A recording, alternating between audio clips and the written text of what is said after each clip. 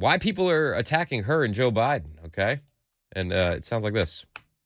Mac, I know the Chiefs lost, dude, but you got to turn my audio It's rattled on. my brain. All right, Mac's working on some payback because I wear my Lions shirt. All right, Kamala Harris, she's dealing with her own L's, much like the Chiefs. They feel the need to attack because they're scared that we will win based on the merit of the work that Joe Biden and I and our administration has done. That's the lack of awareness and self-awareness that Kamala Harris has. I can only imagine that she was sitting there with her press secretary when they're going over the pre-approved questions. She's like, okay, well, what am I going to say about why they attack us? And I'm sure the conversation goes a little something like this. They hate us because they ain't us. That's not what it is. Yes, it is. No, it's not. They hate us because we is us, and what we is doing is terrible. They hate us because they ain't Stop us. saying that. Hate us because they ain't us. They don't hate us because they ain't us. They don't hate us because I'm they ain't used us. to it. They hate us because they ain't us. Stop it. Don't say it again. They hate us because they ain't us, according to the Biden administration. Yep. Kamala Harris she got a little pushback. She's like, actually, CBS Face the Nation goes, actually, Kamala, we're not talking about the administration as a whole. Just talking about you. And we are seeing Republican candidates hone in on you in particular as being next up for that job. Nikki Haley says a vote for Joe Biden is a vote for President Harris. Chris Christie, I want to be clear that I pray every night for Joe Biden's good health, not only because he's our president, but because of who our vice president is. Ron DeSantis, Harris is Biden's impeachment insurance. This is like reading mean tweets to Kamala Harris. Her face is just frozen in time because of the Botox, but you can see the pain behind. President, but because of who our vice president is. Ron DeSantis, Harris is Biden's impeachment insurance. People know if she were president, batter the doors. As bad as Biden did, it would get worse. How do you respond to all of that? We are delivering for the American people. And the reality of it is that, unfortunately, very few of those who would challenge our administration actually have a plan for America. Very few who challenge us actually have a plan for America.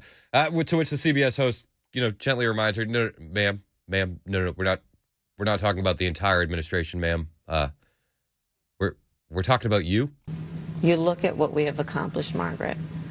We have created over 800,000 new manufacturing jobs in America, 13 million new jobs, unemployment at record lows. We have capped the cost of insulin for seniors at $35 a month, capped the cost of prescription drugs on an annual basis at $2,000. They're talking about seniors. What you would do as president as being a risk. They're honing in on you. Why do you think that is? How do you respond to those attacks? That's not about policy. That's about you. Oh, ruthless. Listen, this is not new. There's nothing new about that. This is not new. This is CBS? Yeah, CBS Face the Nation. Wow. Oh, my gosh. I can only imagine that Kamala got into her, the limo afterwards, grabbed a tissue, and just cranked up some Taylor Swift.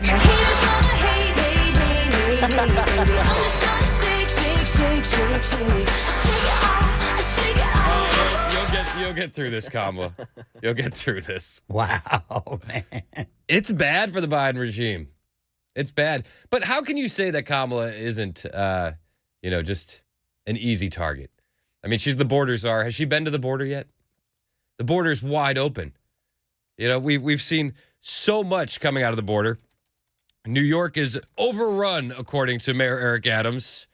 The headlines are crazy. You have Border Patrol agents being fired upon by cartel guys.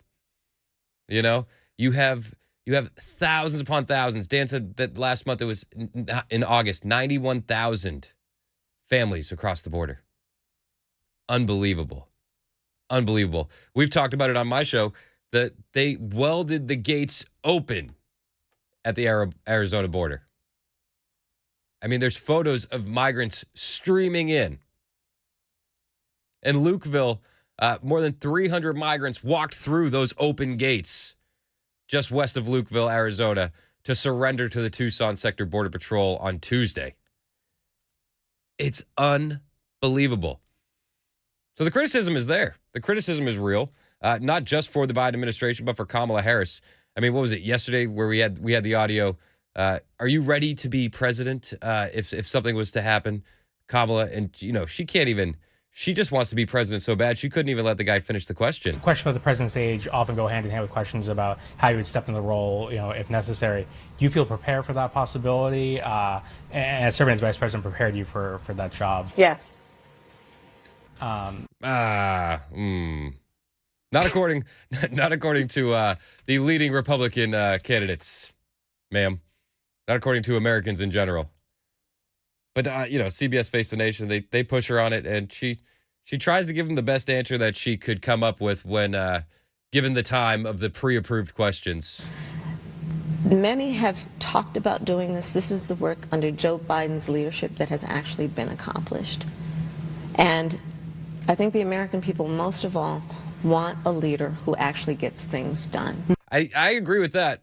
I agree with that. Yeah, I think the American people do want a leader that gets things done. Unfortunately, we're not seeing that. We're not seeing that at all.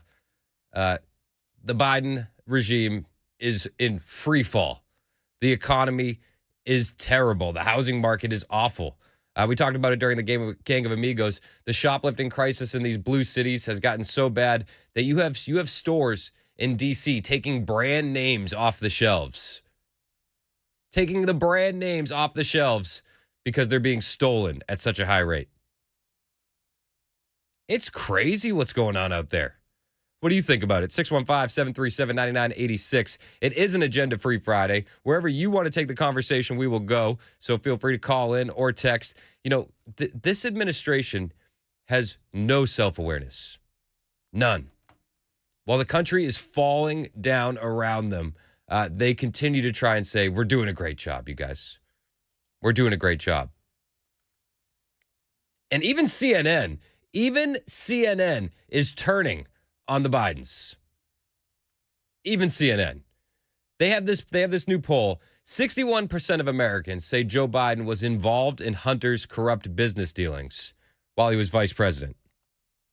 We're talking about, Dana, here, the time when he was vice president, right? Whether Joe Biden was involved in Hunter Biden's business dealings at the time he served as vice president. Overall, if you look here, 61% of Americans think Joe Biden was involved. You can see partisanship drives this, right? Obviously, nearly all Republicans, 90%, believe that. This has been a major storyline and talking point on Fox News and elsewhere. 64% of independents believe that Biden was involved in Hunter's business dealings. 28% of Democrats. And I want to show you, of that 61% overall there that believe he had dealings, 42%, Dana, think that Joe Biden acted illegally when he was vice president in those business dealings. 38% say not involved. 18% said he acted unethically but not illegally. But that is a significant number as well. It's pretty significant. 61% of Americans believe Joe Biden was involved during Hunter's corrupt business dealings while he was vice president. The more shocking part is they also reveal that 55% of Americans, a majority, mind you, are under the impression that Biden's actions related to the Hunter Biden probe have been inappropriate while he's been president. I mean, people are waking up to this stuff, guys. And when you look here about President Biden now serving as president, his actions in the Hunter Biden probe, have they been appropriate or not? 55% of Americans, a majority, believe Biden's actions related to the Hunter Biden probe, inappropriate. 24% of Democrats, again, a majority of independents, 52%, and nearly all Republicans at 90% believe that. And this is to show what happens when you don't push back at all, which is really basically what the White House has been doing. There's not been a Hunter Biden defense kind of mounted in a public relations way, and it's starting to seep through beyond just the right-wing echo chamber we're seeing. Yeah, it's starting to seep through beyond our echo chamber. And I will agree, the White House hasn't really had a plan besides saying, that's a question for Hunter Biden's counsel. Oh, that's a question for the Justice Department. Oh, that's a question for the special prosecutor. I'm not going to get ahead of that, but that's a question for someone else. That's how the White House has been handling the Hunter Biden corruption up until now. And of course, we did see yesterday that Hunter Biden is going to be indicted for that gun charge, before the end of the month, allegedly. My personal feelings is that's just him having that swept under the rug.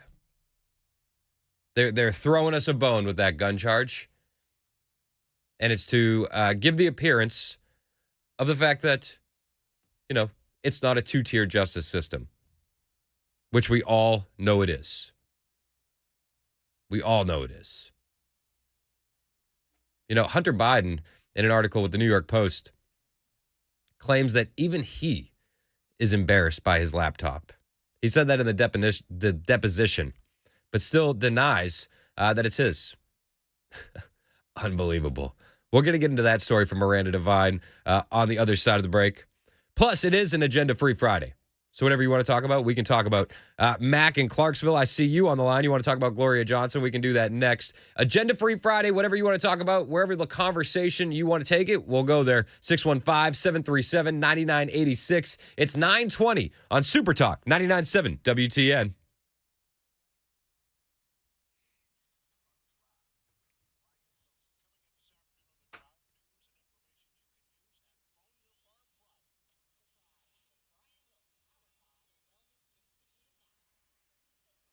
Hey, it's Chris Hand from my friends at USS, United Structural Systems. You've been hearing me talk about the guys at USS, and I've had a chance to sit down with them. I've even had a chance to have them out to my house because, it's one of those services that you don't know you need it until you know you need it. And after I put my head down in my crawl space, took a look around, I realized I need those guys, and I'm going to be coming up with a plan to encapsulate my crawl space. And the guys at USS will make a custom plan for me, just like they'll make a custom plan for you. These guys are good, honest, hardworking people, and they're proud of the work they do. Every job that they do comes with a lifetime guarantee, and that lifetime guarantee stays with the house. It doesn't leave with you. So if you're noticing standing water in your crawl space, if you're noticing wet basement walls, cracks in your basement floors, well, guys, your house is trying to tell you something. So give USS a call to check it out. 615-488-7855. With 25,000 satisfied customers, I'm confident you're going to be number 25,001. So call USS today, 615-488-7855, or online at USSTN.com.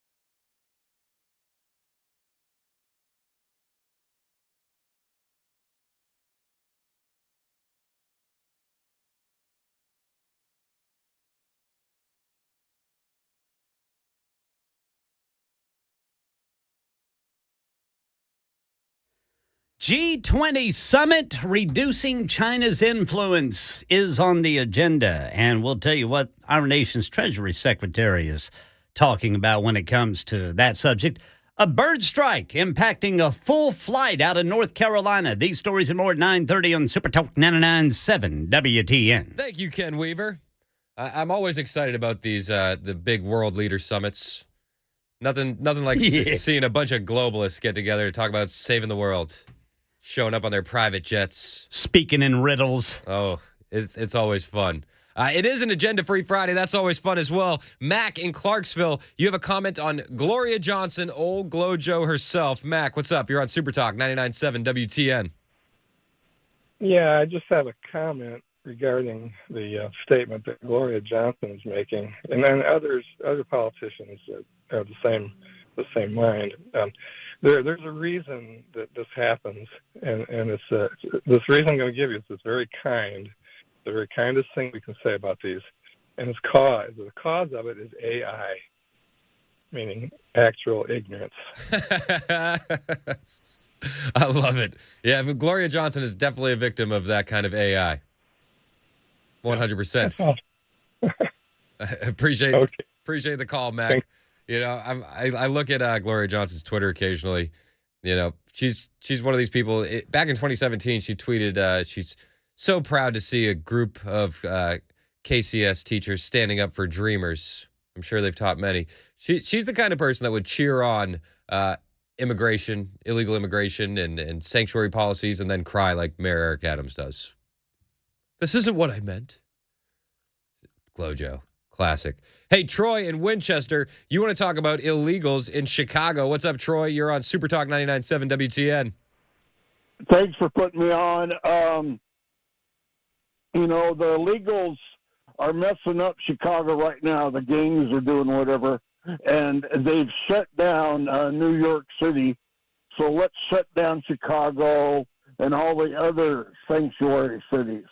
Like, you know, shipping all the illegals up to them via our border czar. Yeah, please. I mean, I wish our border czar could do something about the border. Thanks for the call, Troy. And you're right, the illegals are ruining Chicago, and the locals in Chicago have been stepping up and fighting back. They're going after their city councils, saying, you know, if you guys won't do something about this, we will. And they quite literally say that at a town meeting. If you don't handle this problem, we will, and we'll take it to the streets. It's been crazy in Chicago, absolutely crazy. I'll play a clip of that in a minute. Oh, here it is, right here. Chicago residents are tired of migrants. So listen to this.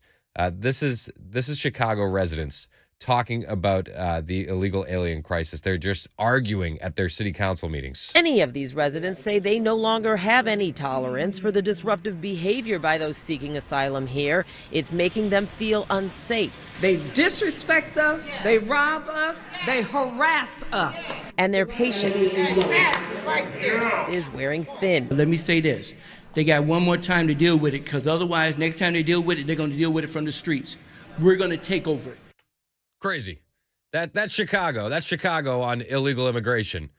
You know, we hear from Mayor Eric Adams in New York City. It's unsustainable. It's been unsustainable for a while now, guys. Spoiler alert. 9:30 on Super Talk 99.7 WTN. Here's Ken Weaver with the news.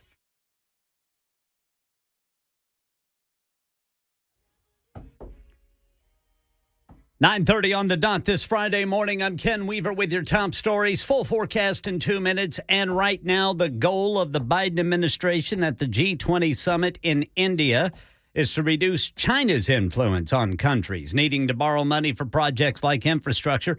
Treasury Secretary Janet Yellen addressing plans to reform the World Bank and other multilateral development banks. The recommendations that are currently being implemented or under consideration across the MDBs could unlock an additional $200 billion over the next decade. Got a flight to catch? Whit Johnson reports on a bird strike yesterday. Southwest Flight 1954 had just departed Raleigh-Durham International Airport bound for Fort Lauderdale. 144 passengers and 5 crew on board. the plane turning around and landing safely. Thankfully, no one was hurt. The FAA says bird strikes and other wildlife aircraft emergencies are on the increase in the U.S. and around the world. That's the latest news. Weather's next. I'm Ken Weaver, WTN News.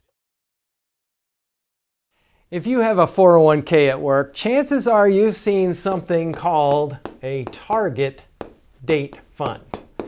Now, the idea behind a target date fund is if you're going to retire in a specific year, let's say 2030, all you do is put all your money in that fund and you don't even have to think about it. Set it and forget it is the idea. Now, one of the things that I warn people about regarding these types of funds is many times they're not nearly as diversified as you think. When we look at investing, when we look at diversification, we want to own really small companies, really large companies, really growth-oriented, really value-oriented companies, and diversify between these different market areas. Target date funds tend to focus more attention down here for a really basic reason. It sells better. Because you're investing in very big, well-known U.S. companies, what happens is investors tend to like to look like the market, as we say. And the problem, though, is when we do that is we can go very long periods of time. 1966 through 1982 is one example. More recently, 2000 through 2012, where large U.S. stocks had no return, where other market segments actually did quite well. So one of the things that happens is when we invest in a target date fund, we may be overly concentrated and have more risk than we really realize. So if you want to learn more about our approach to investing and financial planning and how we educate investors, go to paulwinkler.com and set up a free 15-minute phone call, or you can call 615-851-1950.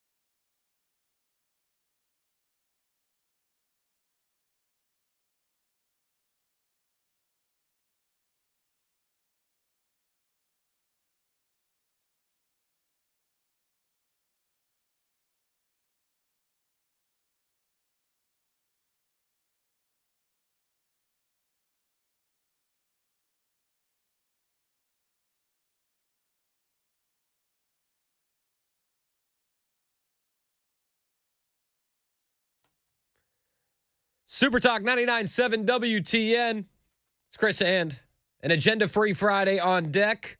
Whatever you want to talk about, wherever you want to take the conversation, we can go there.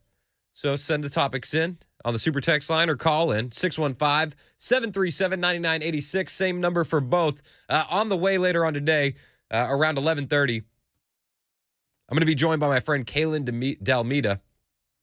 He's a reporter for Turning Point USA's Frontlines. He's a fantastic reporter. He was on the ground in the Summer of Love. He was in the weeds during the BLM riots. I mean, he was everywhere, okay? He was in Kenosha, Los Angeles, Portland, Chicago, Seattle, Philadelphia, New York. He had over almost 20 million views on his reporting from the Summer of Love. There's a chance that if you saw some of the stuff from the riots during the Summer of Love, Kalen was the guy that got the footage.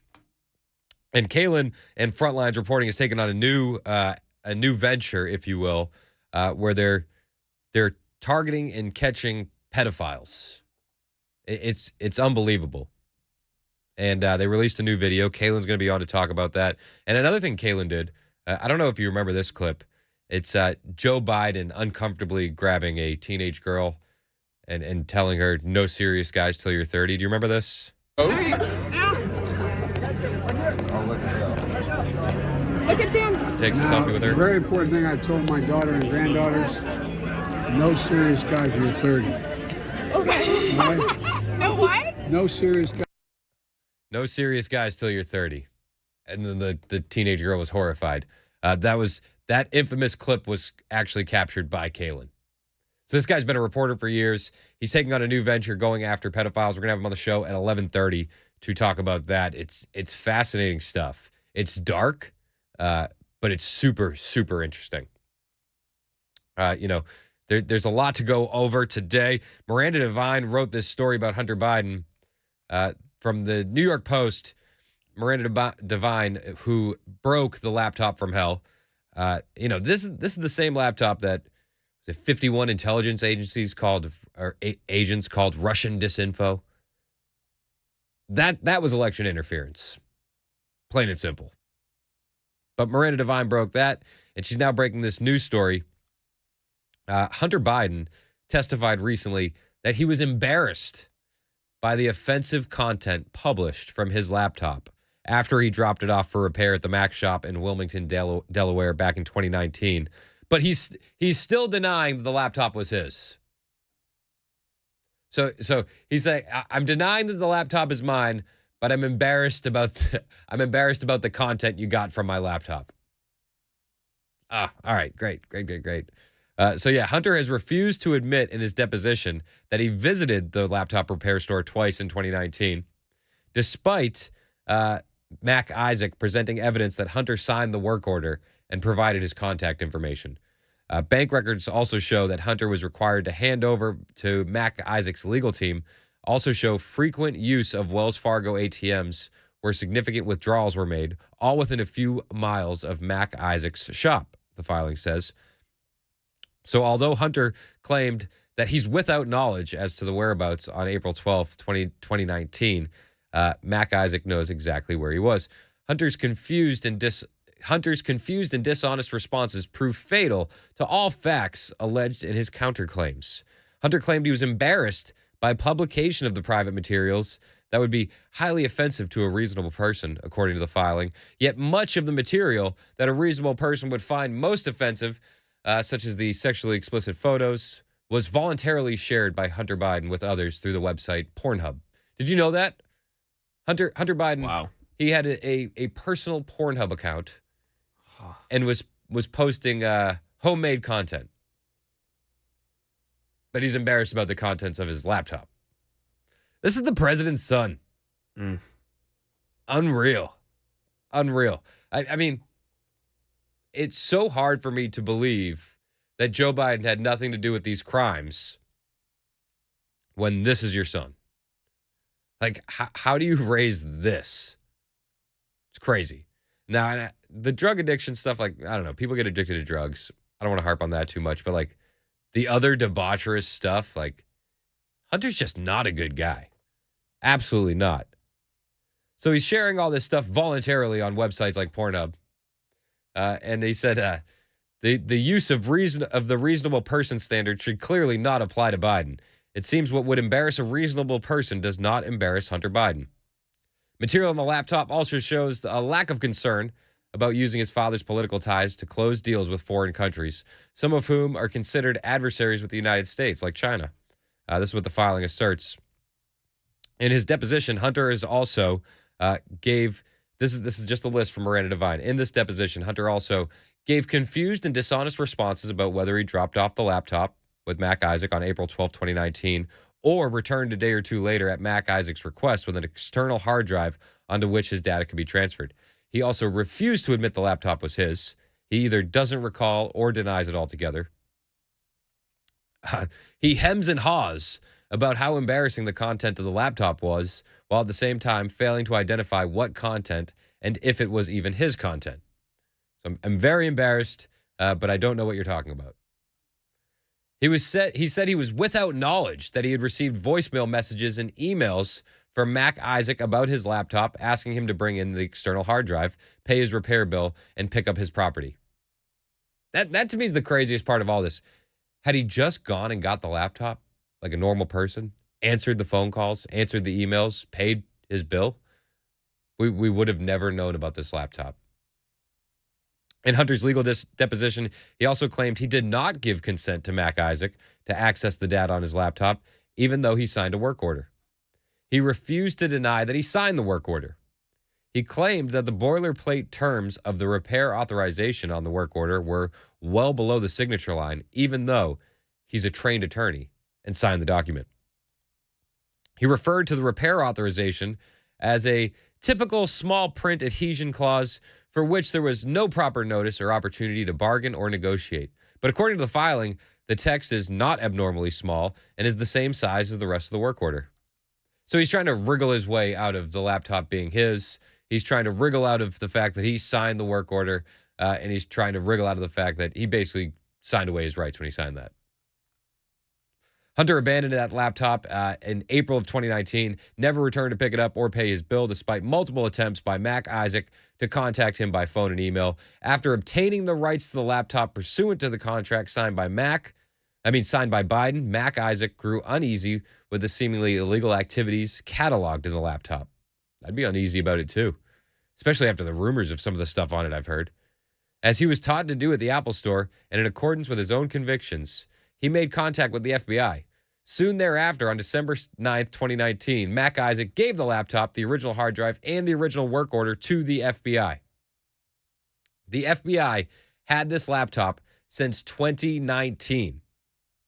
The FBI verified the authenticity of Hunter Biden's abandoned laptop in November 2019 by matching the device number against Hunter Biden's Apple iCloud ID. That's what IRS Supervisory Agent Gary Shapley testified to Congress in June. Unbelievable. This is all stuff we knew, but it's all here in black and white now. An FBI computer expert assessed that laptop and then said it was not manipulated in any way and could be used as evidence, IRS Supervisory Agent Gary Shapley testified.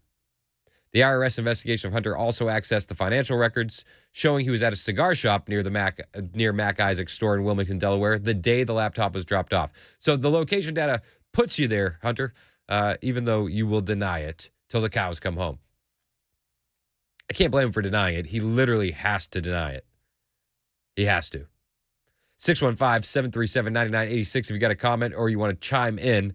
The 1513 texted in, he said, those 51 signees need to go to jail.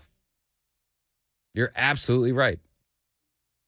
If our friend Donald Trump can be accused of election interference or trying to overthrow an election, what about these guys? I mean, the FBI confirmed and authenticated the fact that it was Hunter's laptop in November of 2019 by matching the device number against Hunter Biden's Apple Cloud ID in November of 2019.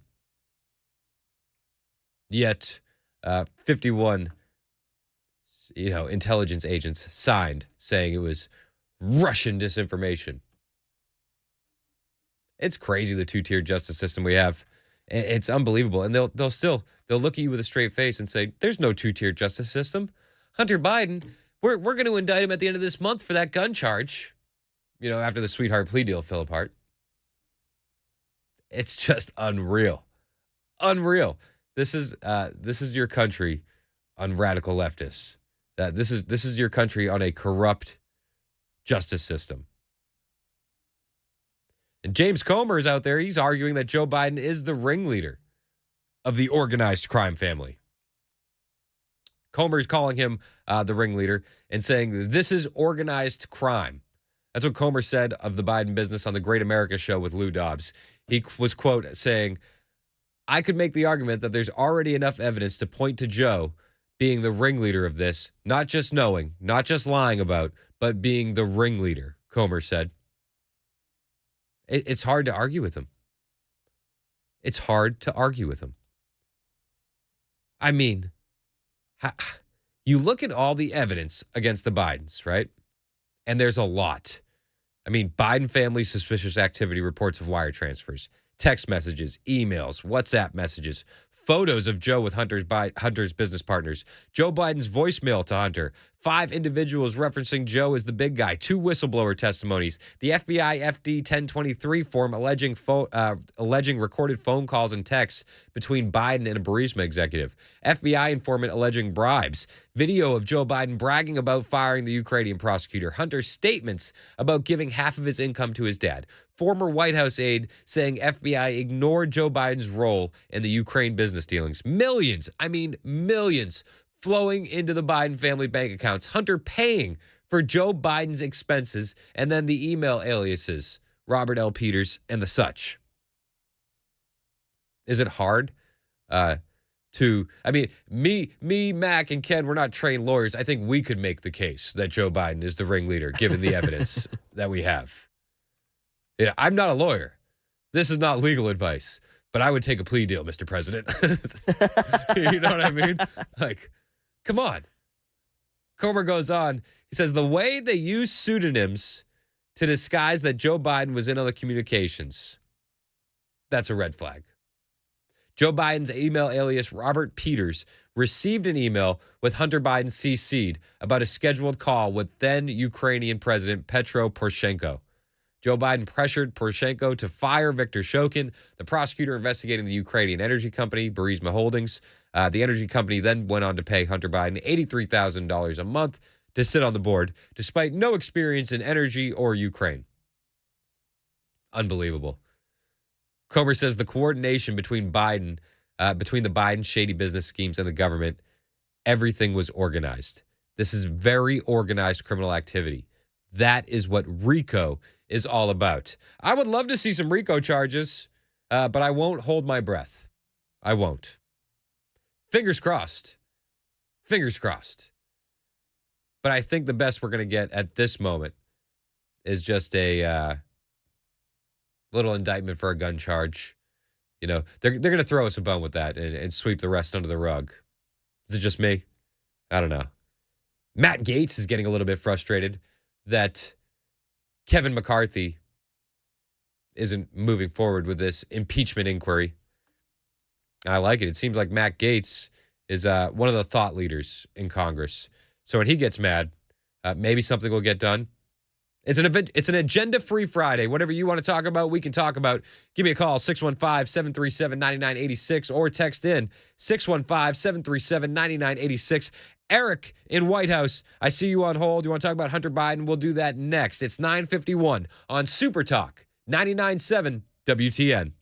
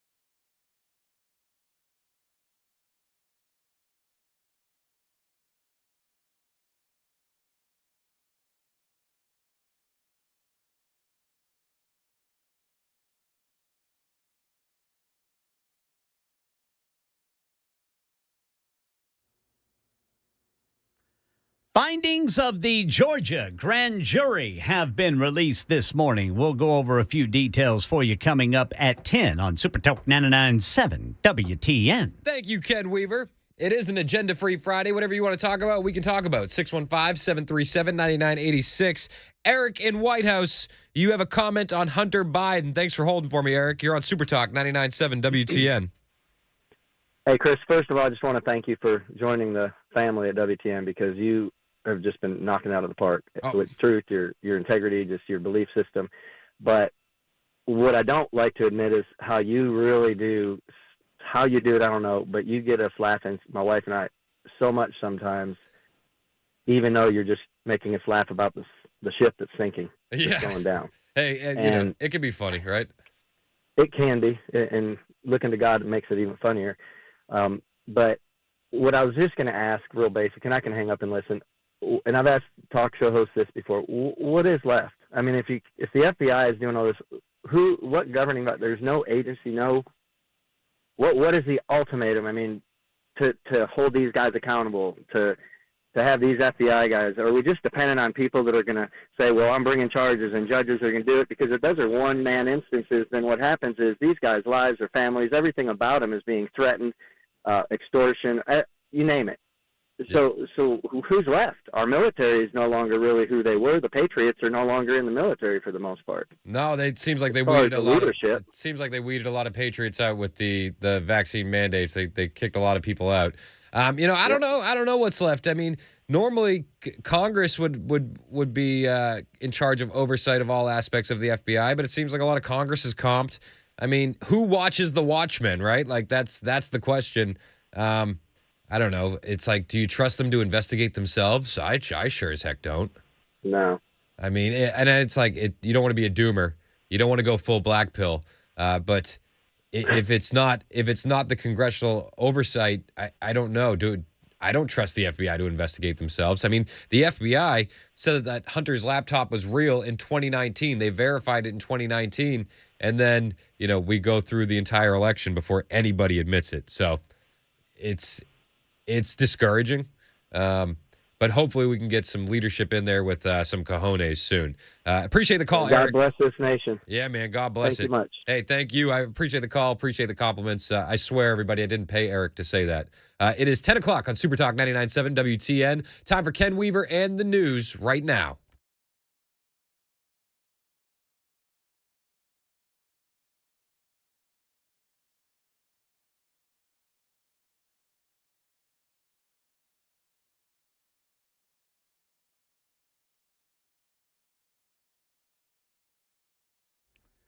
Ten o'clock on the dot this Friday morning. I'm Ken Weaver with your top stories. Full forecast coming up in 2 minutes. Well, a Georgia judge has released the findings of that grand jury report in the 2020 election interference case against Donald Trump and his allies, which led to last month's racketeering indictments.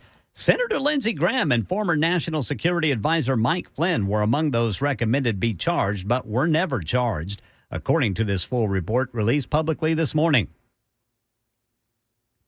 Studies from the U.S. government reveal the nation's schools continue to lag behind on student reading levels nationwide. And while many school administrators say their students are struggling following the pandemic and the ongoing teacher shortage, Jay O'Brien notes this has been a problem for the country since at least the 1990s. 1/3 of the country's fourth graders read below what the federal government considers the basic level. When you go to 8th grade, that number is 1/4. And in high school, it also stays at about 1/4. What we found in our reporting is if you look at Department of Education data, this problem has been going on for as long as the federal government has kept track. Here in Tennessee, the 3rd grade reading proficiency rate jumped by more than 4 percentage points to 40% on this year's state tests. But that meant up to 60% of 3rd graders were at risk of being held back under the state's tough new retention law. A YouTube parenting influencer charged with child abuse, Ruby Frankie, set to appear in court today, and we're hearing the 911 call that led to her arrest. Here's Kano Whitworth. ABC News obtaining the dramatic 911 call that led to the arrest of YouTube influencer Ruby Frankie on child abuse charges. Tell me exactly what's happened. I just had a 12-year-old boy show up here at my front door asking for help. And he's said he just came from a neighbor's house, and he's emaciated. He's got tape around his legs. He's hungry and he's thirsty. A neighbor alerting authorities when police say Ruby's 12-year-old son showed up at their front door pleading for help. ABC News says it has records showing police responded to the Frankie's home more than a dozen times over the last few years, including reports of juvenile problems in 2018 and welfare checks in 2022. Police saying a judge denied a search warrant to go into the home. That's the latest news. Weather's next. I'm Ken Weaver, WTN News.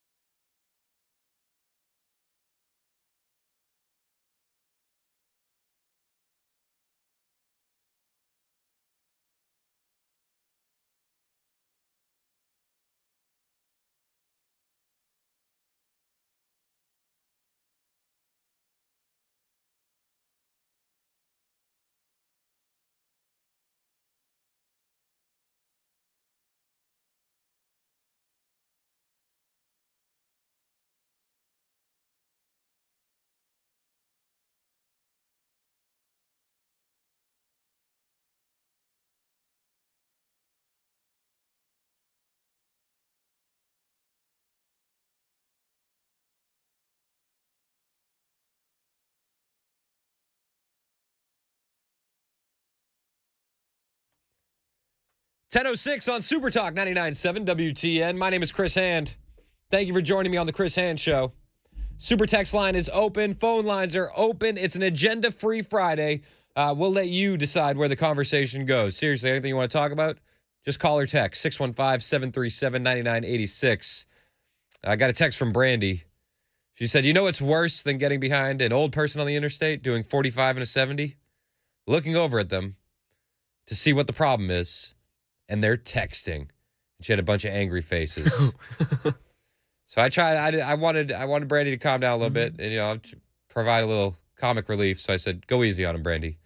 They could be texting the Chris Hand Show." I don't think Brandy liked it too much, but I do like your text 615-737-9986. 615-737-9986. Frank in Nashville. You have a comment on the Biden cartel, so you're on the air on this agenda-free Friday on Super Talk. What's up, Frank? I don't think Joe Biden is smart enough to head out the cartel. I think he's just a figurehead. If you look at some of the cartels and some of the organized crime families, the most ruthless were the women. I think we're looking in the wrong direction.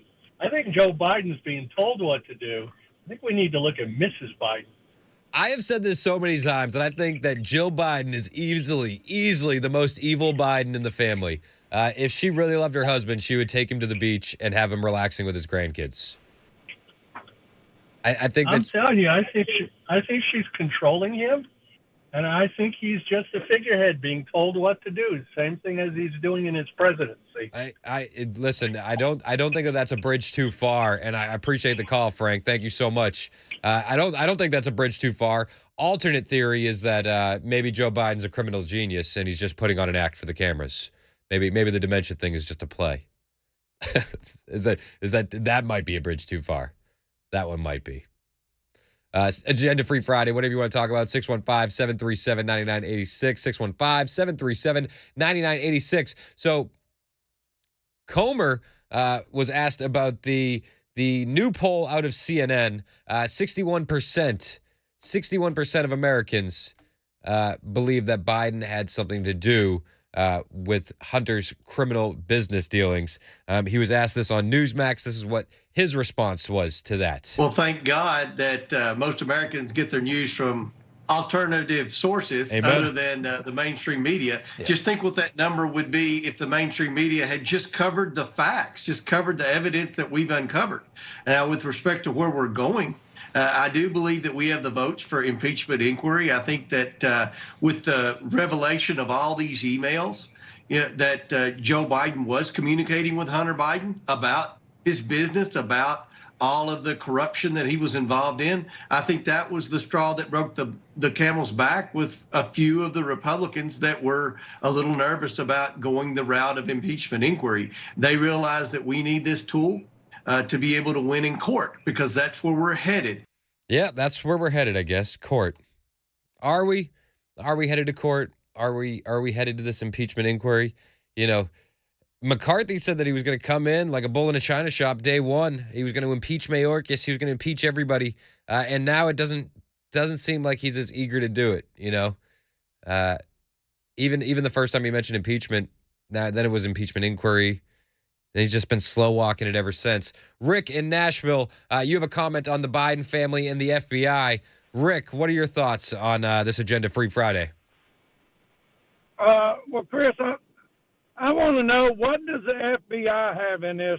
You don't put your career on the line, and you don't back people like the Bidens up free. What are they getting out of this? I mean, I think that we need to investigate that and find out. You know, it seems like according to the whistleblowers, they were shut down at every turn from investigating this crime family. I don't know. I haven't seen any receipts or any evidence that shows they're getting any money from this. But you know, you never know with the Bidens. It's like that. There was somebody that bought art from Hunter Biden and then gets a cushy job on a shoot. What was her name? She bought art from Hunter Biden, and then she gets a cush position on the Americans for Prosperity board. You know, so it's like there's always a rub, right? Yeah, I just wonder why some of the lower FBI guys can't go in there and arrest the upper echelon and put them on arrest for corruption. Well, you know, it's like two schools of thought, right? These lower guys are usually just working guys as well. The lower end of the FBI, I feel for. It's like if you got a family, you got a good job, you're living, you know, if you're working for the FBI, you're living in Northern Virginia, it's expensive out there. If you start bucking the system, you know, you're going to be out of a job or worse. Right. You know? Yes, sir. Yeah, you never know. It's interesting, though. It's an interesting point. I wonder what the rub is. Thanks for the call, Rick. Gary in Ridgetop, you got a take on the Biden crime family. You're on the Chris Hand Show on this Agenda Free Friday. What's up, Gary? Well, something I saw just a few days ago, Kamala Harris was being interviewed, and I don't remember who, but she was asked literally if she's ready to move into the presidency, reference Biden's health, and she said she's ready. Yeah, this is the clip you're talking about. Questions about the president's age often go hand in hand with questions about how you would step in the role, you know, if necessary. Do you feel prepared for that possibility? And serving as vice president prepared you for that job? Yes. Okay. I mean, she doesn't even let the man finish the question. Yes, I'm ready. Yes. So here it is. Here's the seed. This is how these the Democrat Party works. So what would undo everything that's going on, at least to protect Biden. He ends up having to, by October, November, resign for health purposes. She naturally has to move into that seat. She's ready to go. She'll have the backing of the Democrats because they got to. Biden is too imbecilic to even stand trial. Whatever happens to Hunter happens to Hunter. Then so who becomes the number two? The party decides who that is. Shoot, that could be Michelle Obama. That puts Obama back in Barack back in the White House. Well, you know, people do argue that Barack is still in the weeds and that this is his third term. And I've read some interesting theories about the Tucker Carlson, Larry Sinclair interview. Like, why are all these accusations resurfacing about Obama? And that perhaps it's because they're telegraphing what's going to happen with Michelle, and that Michelle may step into the race, and that they're trying to get out in front and have some bad headlines for the Obamas. I don't think your theory's off. I don't. I don't think Kamala Harris is anywhere near likable to win an election. I just don't. But if Biden has to resign because of health, and everyone's convinced he's not fit, who moves into that slot? She's vice president. Yeah, absolutely, and I get that. So maybe she would be the first female president there for however long she would have left. But I don't think that she would be able to win a general in 2024. Do you? Oh, no, I don't think she would be able to win. I don't know what would happen to her because anything's possible anymore. I mean, her list of accomplishments as the first female vice president read like this: first female vice president. That's it. That's it. That's all we got. That's all we got. She's the best female vice president we've ever had, but that's all we got. That's it. So what happens is she finally decides, I'm not going to run. I just held the seat. Michelle Obama is going to run. She was VP, so that puts her up front for 2024. Yeah, I mean, maybe she does get up front, and thanks for the call, Gary. It's an interesting theory. Maybe Michelle Obama does end up stepping in 2024 to run. It seems less and less likely that it's going to be Biden every day. Just from mental decline, we're seeing all the polls. We're seeing left-wing media turning on Biden all over the place. I mean, CNN reporting on some of these poll numbers is shocking. Usually CNN is covering for Joe Biden and talking about how great Bidenomics is. But, you know, to see CNN turning on Joe Biden, to see prominent Democrats kind of questioning Biden, it wouldn't shock me if Joe Biden doesn't make it to 2024. I don't think it would shock anyone. It would shock me if Michelle Obama is the nominee for 2024. And maybe that was one of the game plans. Maybe that's why Tucker has Larry Sinclair on Wednesday to bring up some of these crazy rumors that had been around for a decade plus now. The bathhouse rumors and all that kind of stuff, and the drug use. Maybe that's why these rumors are resurfacing. Maybe that was going to be the play of the Democrat Party. Doesn't seem like it's a good move anymore, but I don't think it would stop the Democrats from doing it. They do things that aren't good moves all the time. Mike in Murfreesboro. It's an agenda-free Friday. You have a comment on D.C. corruption. Mike, you're on Super Talk 99.7 WTN. What's up, Mike? Hey, good morning, Chris. I just want to say out loud what everybody already knows. I mean, the reason none of these upper echelon people in the media or in the FBI or in our political system ever really get punished is because the corruption is so deep and so many people have so many skeletons in their closet that they'll either turn on each other or make threats of it or something. And the only people that ever get punished is people that are actually clean, like Trump. You know, they will gang up on him. But these other people, Hunter Biden and Joe Biden, I mean, the Clintons, these people are never going to be punished because they've got people in both parties that they've got dirt on. And they're going to continue to do this political game. And we get all giddy and stuff out here every time we think that somebody might get punished. But it ain't going to happen.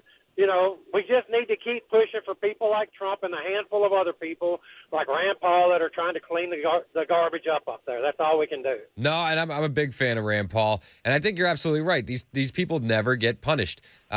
Peter Navarro is getting punished right now and being held in contempt of court. But Hillary Clinton, when she's subpoenaed, she can destroy all these emails via BleachBit and not face any contempt of court charges. It's unbelievable. Precisely. And I mean, think about it. Say you get into some kind of high political office and you want to try to clean some stuff up, but you've got something in your closet that it may not even be anything major, but it would be embarrassing or something to your family. They will use and dig anything to keep themselves in power, including both parties too, by the way. It's not just the Democrats doing it. I mean, there's a lot of Republicans that got garbage. Yo, you're absolutely right. It's a D.C. problem. It's not. It's a government problem. It's not a left and right problem. It's an everybody problem. Precisely. That's all I got, Chris. Hey, man, I really appreciate the call. It is an agenda-free Friday. Whatever you want to talk about, we will talk about. 615-737-9986. 615-737-9986. Yeah, getting a lot of super texts here, Chris. Looking at 5201. And these are two texts from two separate numbers, kind of at the same time that kind of go together. This is 5201. We got to stop saying they can't win. They won. They'll take another one. Then Mike texts in right after that. Who would have thought Biden could get 81 million votes from the basement? Never underestimate the left. Kamala could very well get elected. I still think Basement Joe is far more likable than Kamala Harris. But I mean, right? Is that far-fetched? Bingo. Yeah, I think Basement Joe is infinitely more likable than Kamala Harris. You're on the right track, Jack. It's working. It's working. I mean, who is there anybody less likable than Kamala Harris? I mean, don't ask her. She'll cut you off and say yes, of course, before you can finish the question. I mean, as far as Republicans go, Kevin McCarthy is becoming less likable than Kamala Harris. Matt Gaetz was actually asked about Kevin McCarthy. Matt Gaetz was asked in a radio interview, what's going on with this impeachment inquiry, and he's like, "Listen, I get where you're at." He understands that Americans are frustrated, and then he goes on to threaten Kevin McCarthy. I have traveled the country and spoken to so many Americans. They're disillusioned with House Republicans right now. They think that we have not put up a substantial battle to defeat the worst elements of this Biden administration. I worked very hard in January to develop a toolkit for us to be able to reorient the House of Representatives in a productive and positive way. I don't believe we've used those tools as effectively as we should have. And when we get back to Washington in the coming weeks, we have got to seize the initiative. That means forcing votes on impeachment. And if Kevin McCarthy stands in our way, he may not have the job long. So let's hope that he works with us, not against us. But we've got contingency plans in the event that he's not as productive. Based Matt, if Kevin McCarthy stands in the way, he may not have the job long. Thank goodness. I'm beginning to believe more and more that Kevin McCarthy should have never gotten the job. Like, I'm so sick of the inaction, just like you are, just like we all are. It's an agenda-free Friday. Whatever you want to talk about, we can talk about. That's the whole point of it being an agenda-free Friday. 615-737-9986 is the number to call. Dave and Philip, I see you guys hanging on the line. We'll get to your calls next. Plus your super text, 615-737-9986. It's Super Talk 99.7 WTN.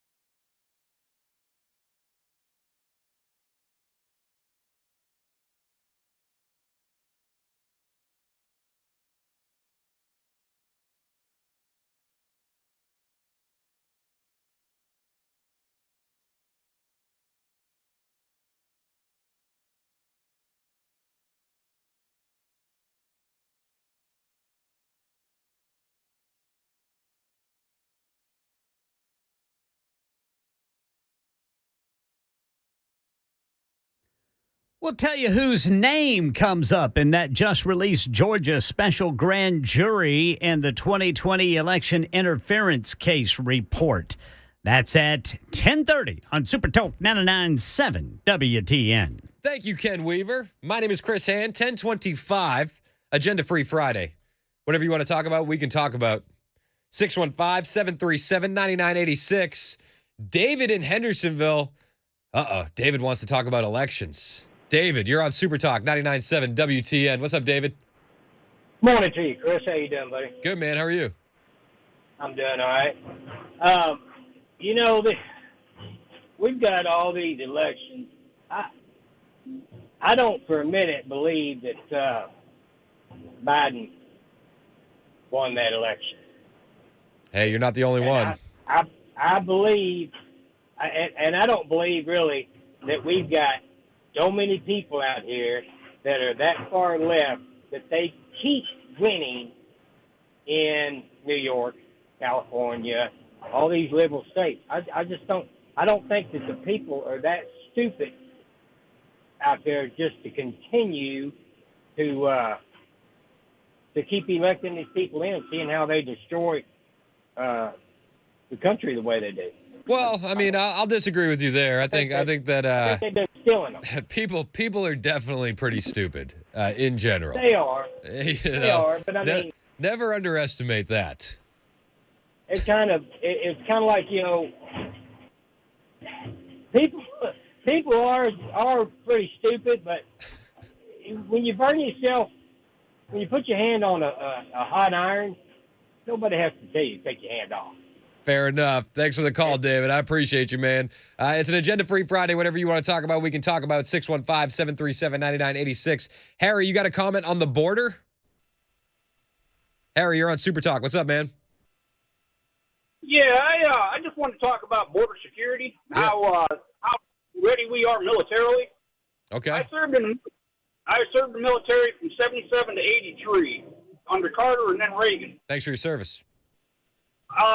I was in the 1st 77th Armor Division in Fort Carson, Colorado for about a year and a half, and we were out playing war games one time, and I was in the maintenance section. I was at E5, and I had my squad under me. We didn't have a whole lot going on at the time. I was with headquarters company, so I was working on a Jeep. I had the hood down, just shut the hood down, and I got slammed on top of the hood. Oh, man. I yanked up behind my back, and a pistol got put to my head. And this guy starts rattling off in Russian. So I don't know what the hell's going on. So I just did what he told me to do, and he wanted to know where my other guys were. He's kind of speaking that broken English. Yeah. Well, I looked over at the tool truck. I didn't say anything, but I looked over at the tool truck. I guess he got that from that. So he had two of his guys go over there and throw in some tear gas grenades. Threw them inside the truck. Well, I heard my guys, and boy, they were just coughing, gagging, that stuff will make you snot, spit, and everything else.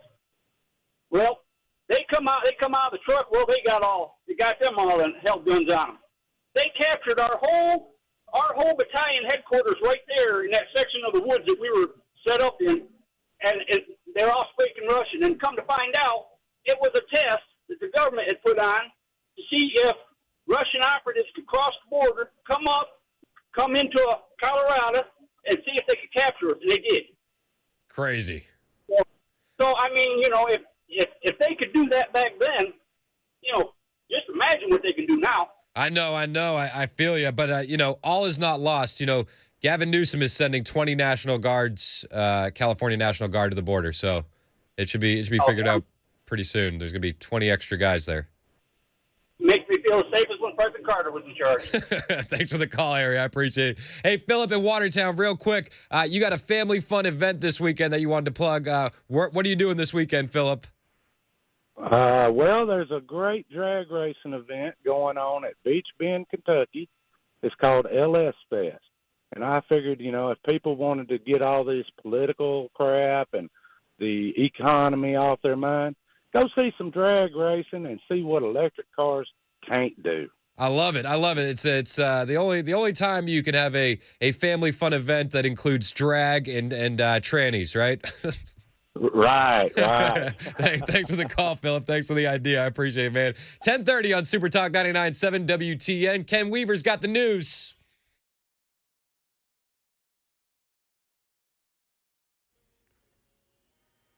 10:30 on the dot this Friday morning. I'm Ken Weaver with your top stories and the full forecast in 2 minutes. But right now, Georgia election interference case update. That grand jury's final report released by the judge today to the public shows the panel recommended charges against South Carolina U.S. Senator Lindsey Graham. The district attorney was not bound by the special purpose grand jury's recommendations and was free to pursue her own charges. And at the Pentagon's center courtyard today, 22 years ago, it still seems fresh. Okay? In less than 90 minutes, the world tragically around us changed significantly. That is Department of Defense Acting Deputy Director Sajil Ahmed at the September 11th Pentagon Staff Memorial Observance Ceremony this morning. And that's the latest news. Weather's next. I'm Ken Weaver, WTN News. If you have a 401k at work, chances are you've seen something called a target date fund. Now, the idea behind a target date fund is if you're going to retire in a specific year, let's say 2030, all you do is put all your money in that fund and you don't even have to think about it. Set it and forget it is the idea. Now, one of the things that I warn people about regarding these types of funds is many times they're not nearly as diversified as you think. When we look at investing, when we look at diversification, we want to own really small companies, really large companies, really growth-oriented, really value-oriented companies, and diversify between these different market areas. Target date funds tend to focus more attention down here for a really basic reason. It sells better. Because you're investing in very big, well-known U.S. companies, what happens is investors tend to like to look like the market, as we say. And the problem, though, is when we do that is we can go very long periods of time. 1966 through 1982 is one example. More recently, 2000 through 2012, where large U.S. stocks had no return, where other market segments actually did quite well. So one of the things that happens is when we invest in a target date fund, we may be overly concentrated and have more risk than we really realize. So if you want to learn more about our approach to investing and financial planning and how we educate investors, go to paulwinkler.com and set up a free 15-minute phone call, or you can call 615-851-1950.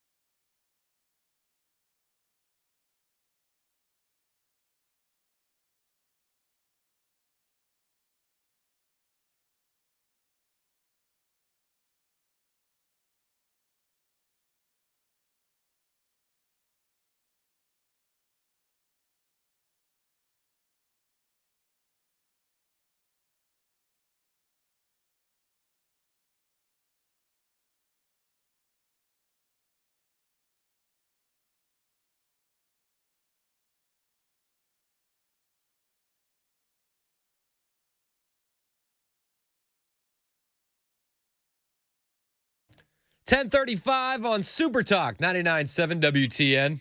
My name is Chris Hand. This is what we're doing. It's called Agenda Free Friday. I'm going to let you dictate where the conversation goes. Whatever you want to talk about, we can talk about. Call in with a comment, 615-737-9986, or you can text in.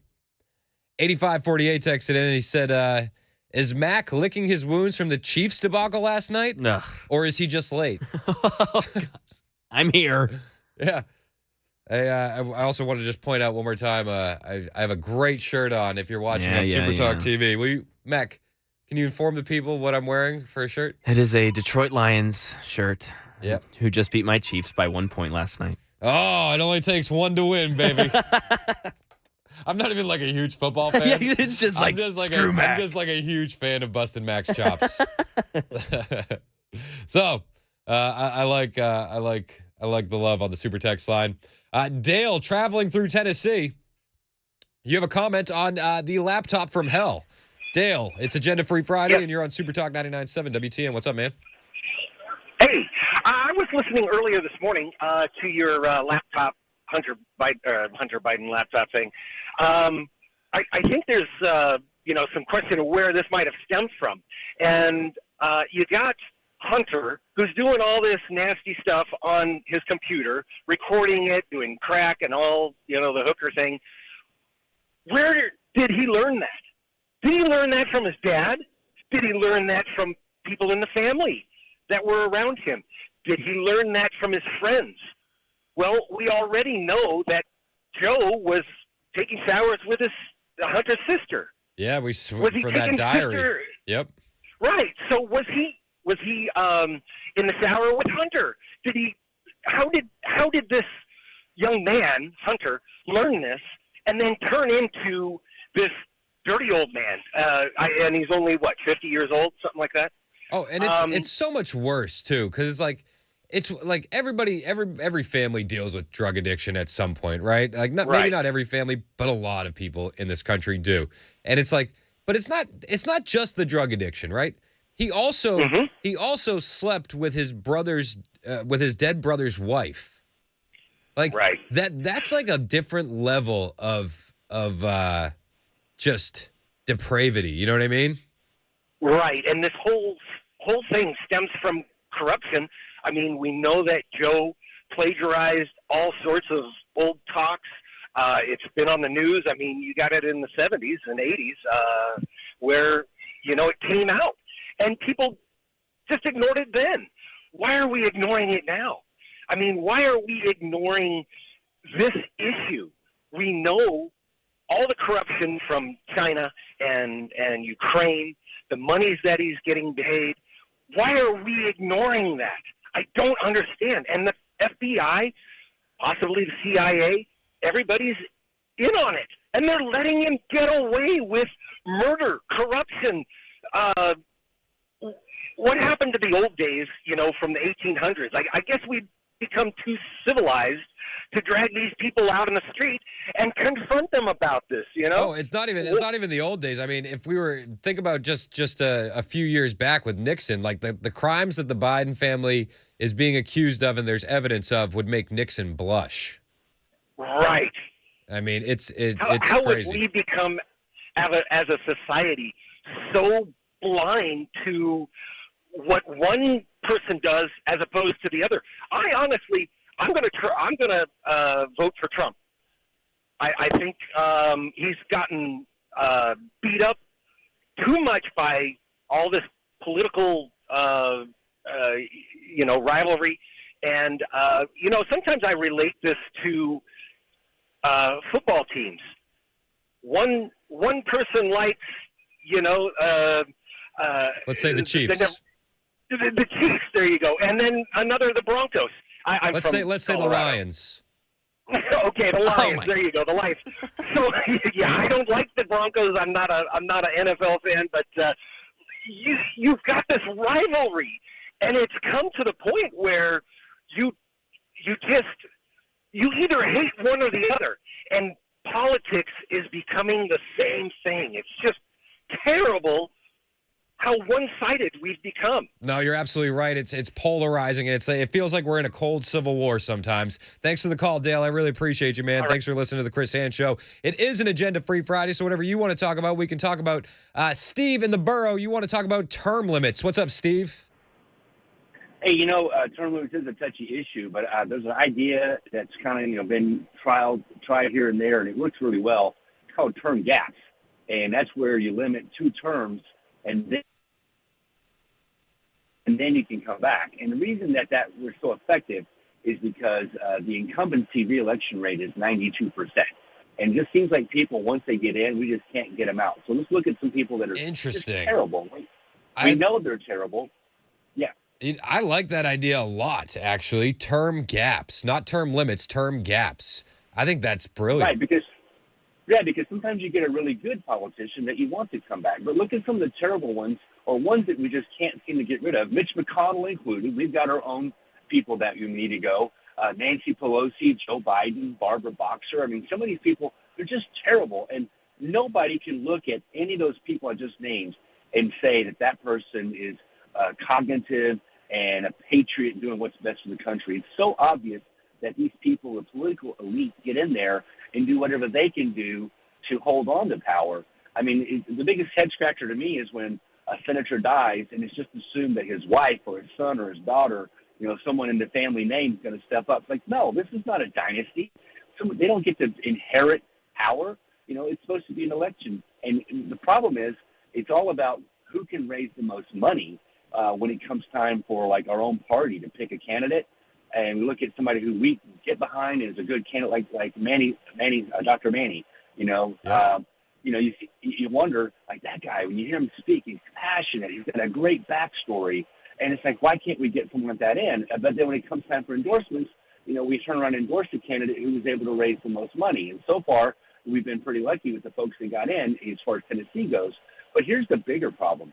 Even when we switch out the top, the person that's the political person, if you don't switch out the staffers that are ingrained and embedded, those guys are the ones that are writing the policies. You think these politicians actually write anything? Oh, 100%. I mean, and you can. And thanks for the call, Steve. You said it's the staffers too. I love your idea about term gaps. Saying instead of term limits, term gaps. You can serve 2 consecutive terms, then you have to take a gap, and then you get to come back if you want to run for re-election. But to your point, the staffers are definitely the problem. This was Mitch McConnell when he froze the other day. What are my thoughts about what? Running for re-election in 2026. That's it. And he freezes. And then to the caller's point, here's the staffer. Did you hear the question, Senator? Running for re-election in 2026? It's the staffers around him. All right, I'm sorry, you all. We're going to need a minute. And poor Mitch is still standing there frozen.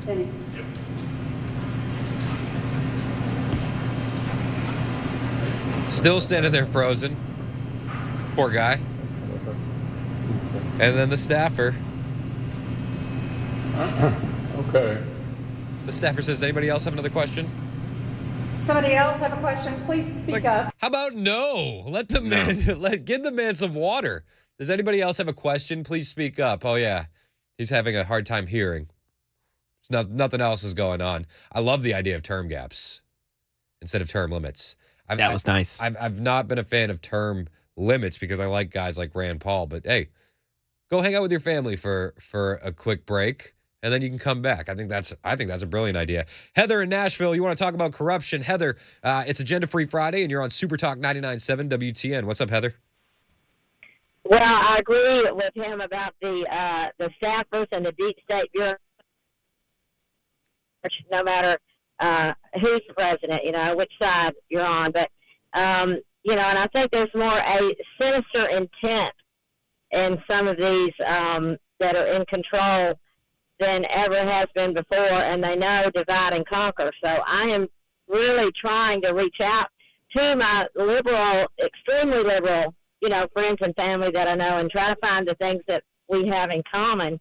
And, I've had several of them talk about how they really like what Robert F. Kennedy is saying.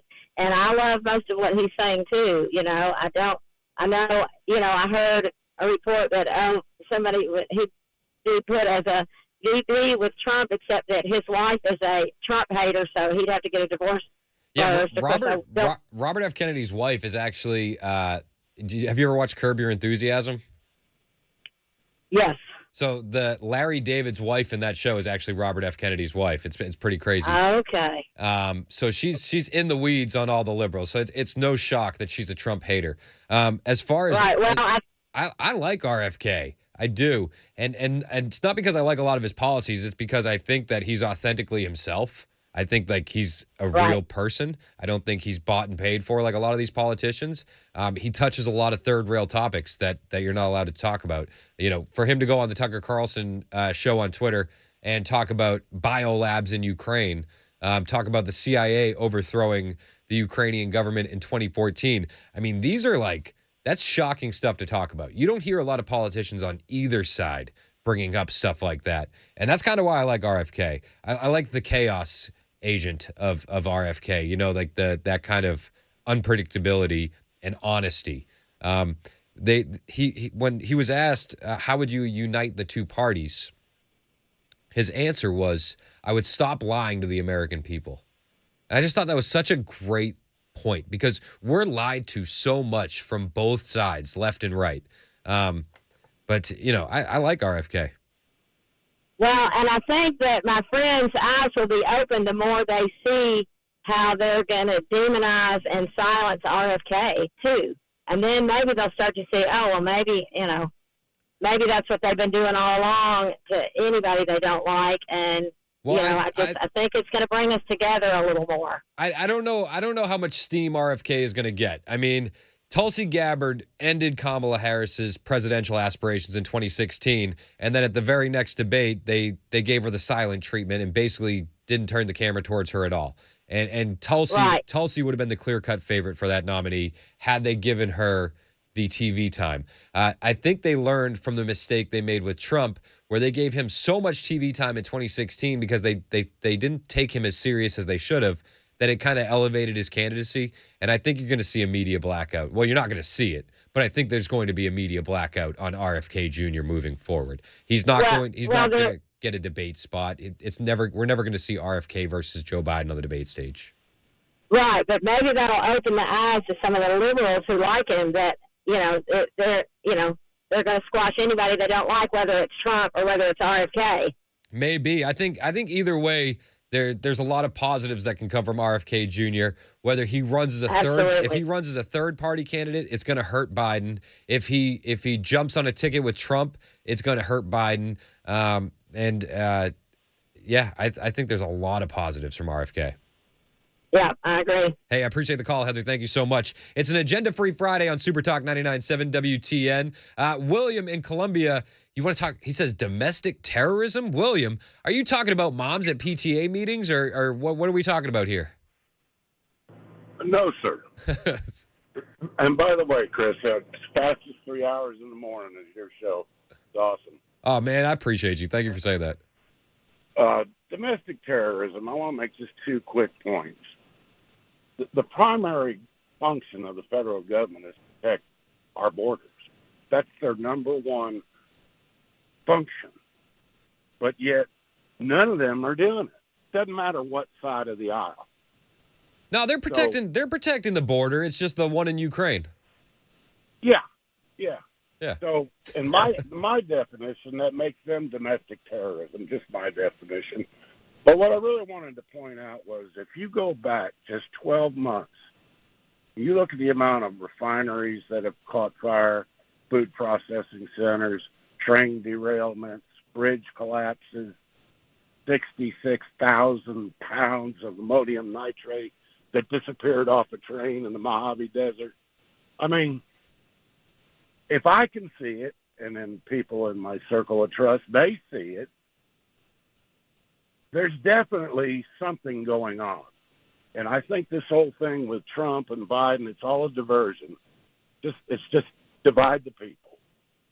Yeah, I mean, I believe, and I've seen the stuff that you're talking about, and I think that you make a good point. Like if you're paying attention, it's easy to see this kind of stuff popping up. What it means, I'm not sure. You know, nobody really investigates it. Is it But easy for China to hack into something and make a train go a little bit faster and derail? I don't know. Nobody investigates it. But no, the conspiracy theories are out there. well, I'm a conspiracy realist, but like I said, I don't want to repeat myself, but if you compare what's happened in the past 12 months within the past 10 years, the numbers clearly speak for themselves. No, and I definitely think it's worth looking into. It also could be ramping up because of the crumbling infrastructure we have, the fact that we're just swimming in our own debt. We're not prioritizing, America's infrastructure. We're prioritizing our problems overseas. We're not prioritizing anything in this country. We're not trying to fix anything in this country. And thanks for the call, William. I really appreciate it. We aren't prioritizing our rail system. We're not trying to get that up to speed. We're worried about sending more money to Ukraine. We don't worry about any of our own problems. So, is it a nefarious conspiracy? I don't know. I mean, is it a conspiracy if it's a lack of awareness and attention to the problems that we already have? I think that's the simplest explanation for a lot of it. But it's interesting. It's interesting nonetheless. 10:52. It's an agenda-free Friday. Whatever you want to talk about, we'll talk about on the Chris Hand Show. So call me, text me, 615-737-9986. 10:52 already. Super Talk 99.7 WTN.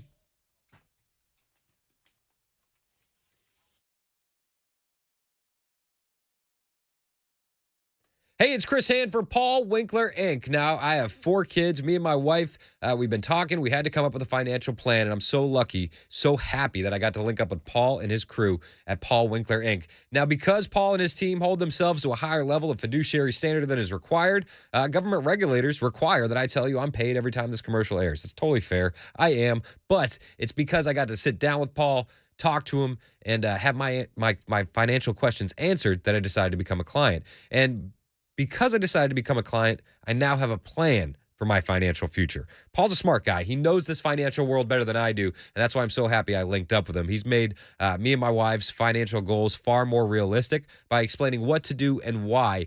It's all investment education, and it's in the evidence. The education is evidence-based and backed by Nobel Prize-winning research. So do what I did. Check these guys out. Every office, every single one is run by a degreed planner with over 20 years of experience, and they don't work on commission. That's huge. They work on trying to help you make the right decisions for you, not making the right decisions for them. So do what I did. Call these guys, and you'll feel the difference as soon as you speak to them, because the difference is that they have the experience, and that experience equals confidence. So hit up the website, set up a complimentary 15-minute phone call right now. It's paulwinkler.com. That's paulwinkler.com, or call 615-851-1950.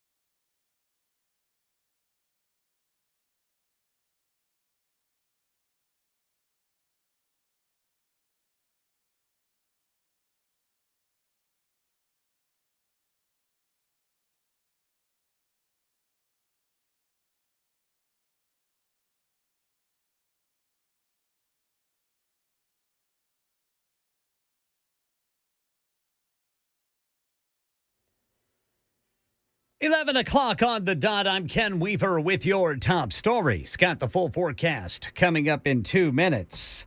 Got some breaking news. This is from Politico. It says that 83-year-old former Speaker of the House Nancy Pelosi says she will seek re-election in 2024 to try to extend a 36-year House career.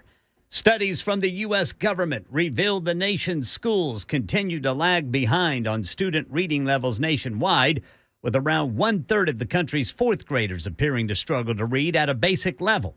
And according to Jay O'Brien, this report shows that despite the ongoing challenges of government shutdowns for COVID and teacher shortages, it's not a new issue for American schools. The nation's report card has come out every year since 1992, and it has found consistently about one-third of kids read below the basic level. This is a problem that educational experts have never quite figured out how to solve. Georgia election interference case update. A Georgia judge has released the findings of the grand jury, which led to last month's racketeering indictments against former President Trump and 18 others. And Senator Lindsey Graham and former National Security Advisor Mike Flynn were among those recommended be charged, but were never charged. The DA was not bound by the special purpose grand jury's recommendations and was free to pursue her own charges. Entertainment news. Jason Nathanson says one of the biggest stars in country music was arrested last night. Zach Bryan has the #1 song and album in the country right now. I remember everything.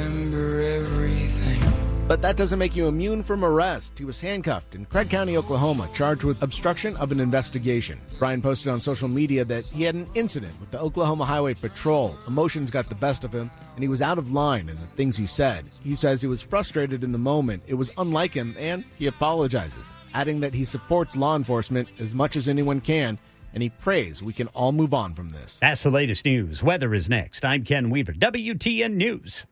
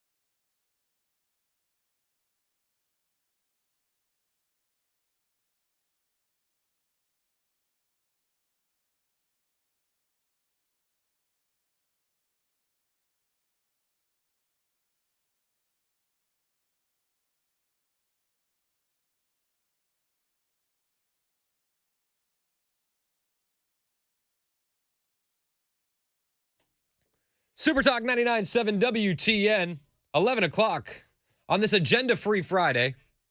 Whatever you want to talk about, we can talk about. 615-737-9986. I do have to point out that my friend Kaylin Dalmeda will be calling in around 11:30. He works for Frontlines and Turning Point USA's reporter. This guy's a rock star reporter. He was on the ground during the Black Lives Matters Summer of Love. He was in Kenosha. He was in Portland. He was in Chicago. He's been everywhere. Kaylin is just a beast of a reporter. And he's started a new venture with Turning Point USA. They're calling it their child safety unit. And what Kaylin is doing, and it takes him a while to do it, he's putting in time and effort to lure in pedophiles, catalog evidence on them, confront them, and get them arrested. It's crazy. If you haven't seen the video yet, go to my Twitter, at Chris Hand on Air. Seriously, yeah, go watch it. I put it on my Twitter, at Chris Hand on Air. Hit the follow button while you're there. I'll follow you back. But I put the video out there. It's like an 8-minute video. They confront this guy in a Walmart, and this guy thought he was talking to a 12-year-old girl. This pedophile that they confronted, he's transitioning. He's a transgender individual. Thought he was talking to a 12-year-old. It's just disgusting. And it's got to be dark for a guy like Kaylin to have to do this investigative process, because it doesn't happen overnight. It's not like you lure one of these guys in and then boom, you confront them. Like there's a painstaking process to build that trust and catalog evidence before you can bust these people. So Kaylin and Frontlines Reporting have been doing that. Kaylin's going to talk to us about that process at 11:30. Before we get to that, it is Agenda Free Friday, and we can talk about whatever you want to talk about. So call me, 615-737-9986. Karen in Murfreesboro, you have a comment on Social Security. Karen, how are you? You're on Super Talk 99.7 WTN. I'm fine. What's your comment on Social Security, Karen? Well, I think it's unfair to widows. My husband's been dead 2 years, and of course, me and him both worked. And so when you draw on Social Security, if one of them passes away, you draw the higher of the two. Yes, ma'am. And then I found out recently that I know somebody that's never worked in their life, and their husband, of course, worked. And so when they got 65 and the husband got full retirement age at 65, she could draw half of his half of his Social Security without him not losing it. He's drawing the full amount he can draw. She's drawing half of that. Whereas a widow, you only get to draw one, and then you're losing half of your income, but you still got the same bills as you've always had and everything. And if you choose not to work, that's your prerogative.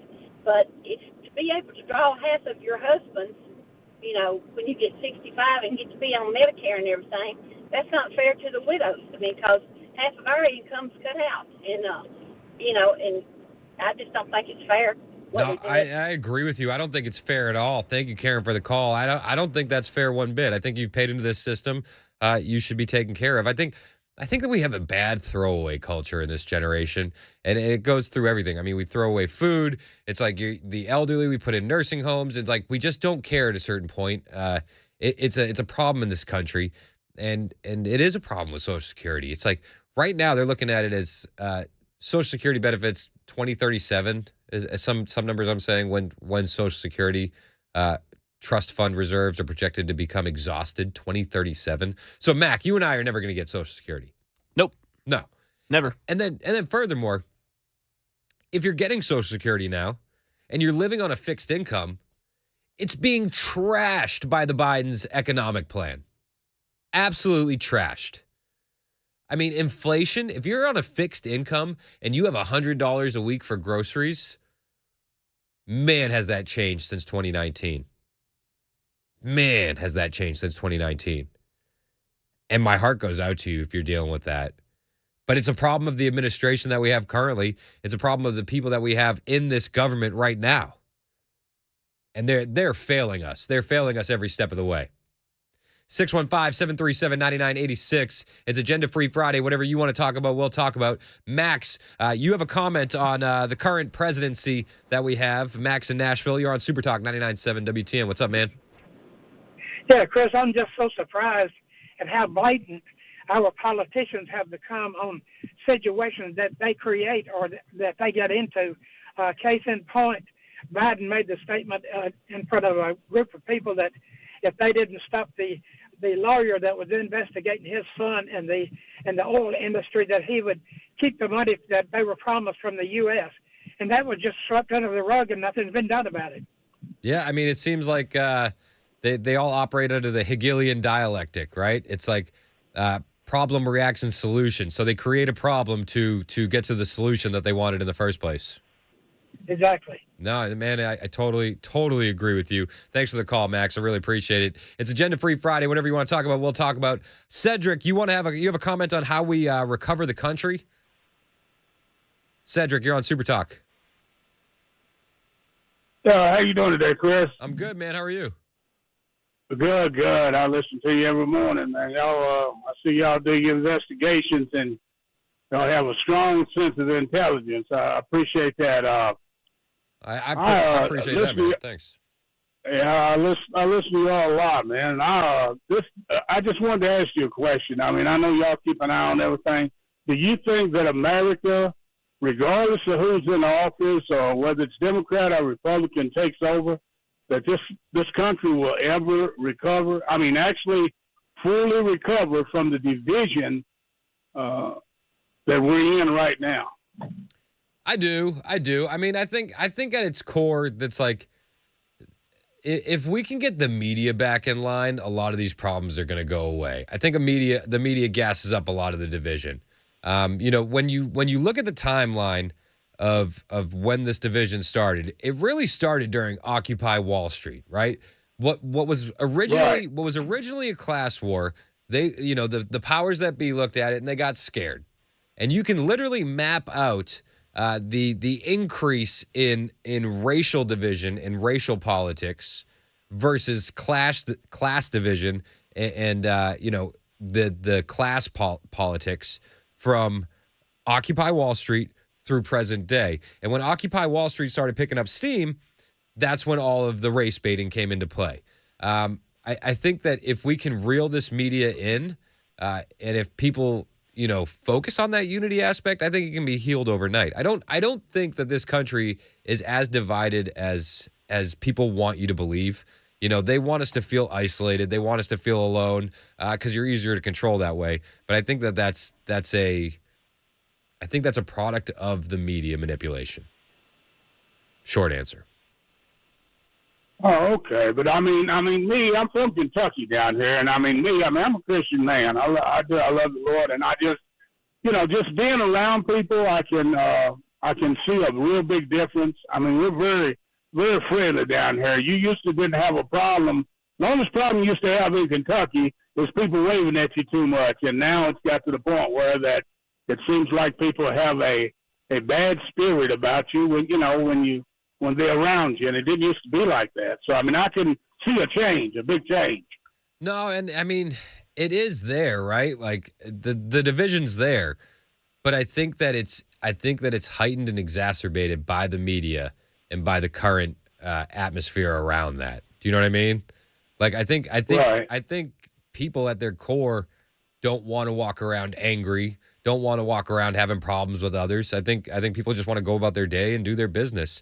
And if the media wasn't saying, "Oh, people hate you for your skin color. People hate you because you're a Trump supporter. People hate you for this. People hate you for that," you wouldn't have those predisposed thoughts about others, and you wouldn't have that look on your face, which is what you're talking about. Right. Do you know what I mean? Like, if people weren't saying, "Oh, every Trump supporter is a racist," well, then people wouldn't look at you with a MAGA hat and be thinking like you're a racist. Like we both know it's not true. Right, because I know better than that. I mean, since I'm in a church that's 175 years old and a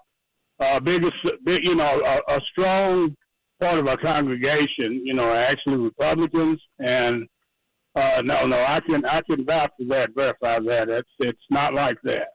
I know that's a fact. No, and I think one of the ways to get back to being a unified country is getting people back to church. I think that the church has really failed and hasn't stepped up in a lot of this division and hasn't really helped in the unification. You know, there's so many churches that just want to stay out of politics and want to stay out of the culture war, but like the church used to be the culture. So like the church ceded that ground. You know what I mean? That's right. I think that if the church made a concerted effort to push back and regain footing in the culture war, we would be better for it. Definitely. All right, man. Hey, thanks for the call. Really appreciate it. It's an agenda-free Friday. Whatever you want to talk about, we can talk about. 615-737-9986. Whether you want to call or text. Rumors are swirling right now that South Dakota Governor Kristi Noem is expected to endorse Trump. And because of that, the VP rumors are starting to catch fire. Would you want Kristi Noem as a VP? I like Kristi Noem. I would take Kristi Noem as a VP. She's pretty based. She doesn't want boys playing in girls' sports. I'd take Kristi Noem. What do you think? What do you think, Mac? Is that our bar? Is that all it takes? That's a low bar. Man, that's where we're at. Listen, where are you at in the culture war? Like, seriously, give me. I know that that's a low bar, and you're probably absolutely right. Is that all it takes? But where are you? Where are you on the culture issues? That's always my biggest thing. Tell me where you're on the culture issues. We'll get to policy soon. Where are you at on boys playing girls sport? Where are you at on vaccine mandates? Where are you at on the border? Like, you know, give me those big issues. And then we can iron out the rest as it comes to us. Deborah in Murfreesboro, you have a comment on churches. Deborah, you're on Super Talk 99.7 WTN. What's up? Yes, I understand the purpose of the churches. I get people's reasoning for it. I don't happen to believe in it. So when you say church, first of all, whose church? Because you have many different religions. Many. So you got to go with, okay, whose church? Okay. And then you go with the fact that you made a comment, I believe it was last week, that you wouldn't vote for anybody who was an atheist. Yeah. Well, why is that? Well, okay. So let's break it down. As far as an atheist, who do you answer to? If your allegiance is to yourself, then I don't know if I trust your moral compass. Plain and simple. And then as far as what church, I mean, you know, me personally, I'm a Christian, right? So I'm naturally pulled towards the Christian church. But I think any worship center, any community is going to be stronger, whether you're Hindu, Muslim, Jewish, if you have a strong church in your community. If the people in your community come in and worship together, whether it's Saturday, Sunday, whatever day you do it, that you're going to have a stronger community. You're going to have a tighter knit community, and a tighter knit community will equal a stronger town, which will equal a stronger state, which equals a stronger country. Okay, I am atheist. Okay. But that doesn't mean, first of all, that I worship Satan. Well, I didn't say that. Right. I know you did. I'm just saying, people do think that immediately. If somebody says they're atheist. You would be a Satanist if you worship Satan, not an atheist. But so what happens Deborah, what happens after you die? You're dead. That's it? That's it. I mean, I feel like that's pretty depressing. Well, the way I see it, I'm living my life for now. And you say live for yourself. I live for myself, but not selfishly. I still believe you should honor their mother and father. I still believe that you should be faithful to a spouse. But you're leaning on the commandments there. Right. Because that's what everybody depends on, are those commandments to believe that you are religious. Where'd those commandments come from? Okay, I'm not saying it's from those commandments. I'm saying that's just what my moral compass is. And just because I do not believe in a God up there, that I don't have a moral compass. Because I do. Well, I think I'm not saying that you don't. I'm just saying it's more likely that you put an emphasis on yourself as an atheist. Maybe not you personally. You know, everybody's different, but as a blanket term, it just seems that if you don't have a higher authority and you're not worried about what happens to you after you pass, judgment and all that, and answering for what you do on this plane of existence. I don't know. That scares me. Somebody in office that's out for themselves currently right now with no fear or repercussions of what happens next seems scary to me. okay, I believe in fear and repercussions. From who? Now. Yeah, but I mean, look at the Bidens. They're not really afraid of any fear of repercussions from the now right now. No, they're not, but they also say that they're religious. Yeah, I don't buy that either. So, I mean, that's like all these stories that you see that somebody says, oh, they were good folks, they went to church, they were good Christians, and everybody makes that seem like it's an automatic, oh, if you go to church, you're a good person and you're never going to do anything wrong. I didn't say that. I think we're all sinners. We all fall short of God's grace. Like every single one of us. The only person that never did any wrong on this earth was Jesus, as far as I'm concerned. So, I'm not saying that every person that goes to church is a good person. I'm just saying if I'm going to roll the dice and bet somebody is going to have a better moral compass, and it's either an atheist or a Christian at face value, I'm going Christian every single time. Jim Jones was a Christian. People sin, people fail. I get it. I hear where you at. I think that the way I see it is I live my life to where I consider other people, I consider their feelings, I consider how they're going to come through something I may or may not do. Yeah, I mean, Deborah, I get where you're at. I appreciate the call. I really do. I mean, we could talk about this all day. Like, I love this kind of theoretical stuff. But I mean, even yourself, Deborah, and I appreciate the call. You said you lean on the Ten Commandments. So I think a little more investigating will hopefully lead you back down the path of a higher power, whichever one that may be for you. I don't know. I think everybody needs a little higher power in their life. Everybody needs a little Bible, a little Jesus. It's just me. And I don't think you're a bad person if you don't agree. I'll still try to bring you over to my side though. That's what we do. Go out and make disciples, right? It's 11:23 on Super Talk 99.7 WTN.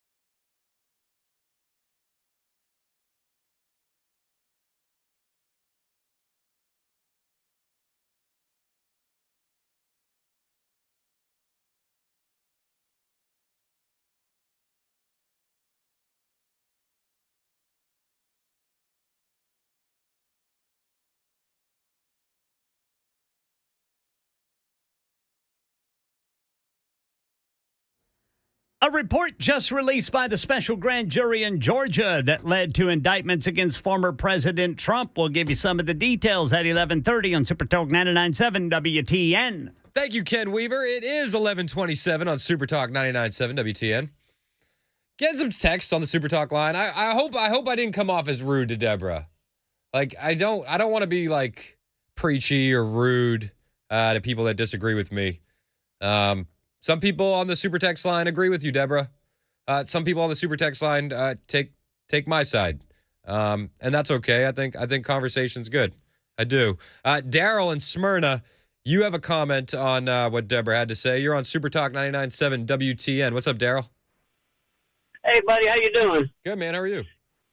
All right, I just want to comment on what that lady said. You know, the church is not for the saved. I call it a hospital for the sinner trying to be saved. You know, I get tired of people calling people hypocrites because they go to church, but you know, like you said, everybody falls short of God.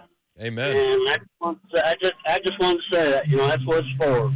You know, I don't ever want to come across as like I'm perfect or I put my pants on one leg at a time just like everybody else. But Amen. I think that at least for me and my family, you know, that's what we choose to do, and that's how we try to align our moral compass. And I understand it's not for everybody, and I wish it were. But you know, sometimes you can lead a horse to water, right?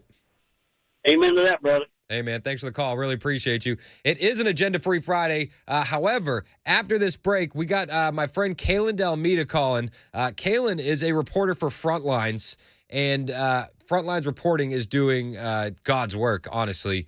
They're taking child predators off the street with their new venture, this child safety unit. Kaylin's a reporter. He's been on the ground at some of the most crazy events, whether it was the Summer of Love riots with Black Lives Matter. He was in Kenosha. He was in Portland. He was in Chicago. He's actually reported on some events here in Nashville when Matt Walsh came to town, and he was the rally against gender mutilation. He was there. The Murfreesboro rally that we had, Teens Against Gender Mutilation with Turning Point. Kaylin was on the ground reporting as well. And now he's doing this new venture with Turning Point USA and Frontlines Reporting, and it's to take child predators off the street. If you haven't seen this video yet, they confronted and got evidence on a guy that was trying to meet up with a 12-year-old girl, and they got that man off the street, and it's unbelievable. The audio that they got and the video that they captured. If you haven't seen it, it's on my Twitter, at Chris Hand on Air. And Kaylin will be joining us next on Super Talk 99.7 WTN. It's 11:30, time for Ken Weaver and the headlines.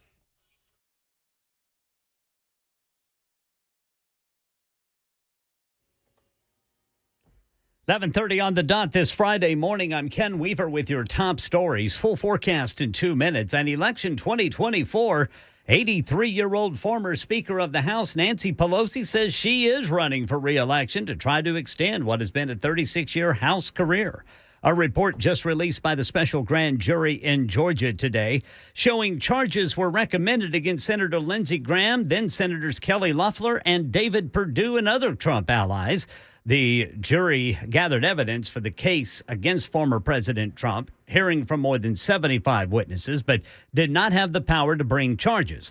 The report was sent to the DA, but only portions of it were previously made public. And at the Pentagon Center Courtyard today, the September 11th Pentagon Staff Memorial Observance Ceremony took place. Here's Vice Chairman of the Joint Chiefs of Staff, Admiral Christopher Grady, at the ceremony. We gather to honor the lives we lost.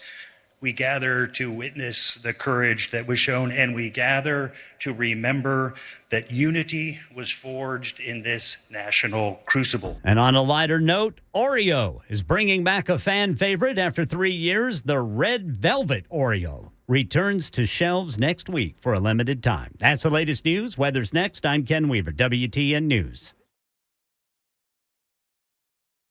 If you have a 401k at work, chances are you've seen something called a target date fund.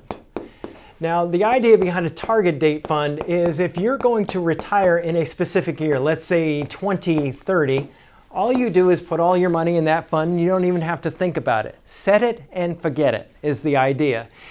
Now, one of the things that I warn people about regarding these types of funds is many times they're not nearly as diversified as you think.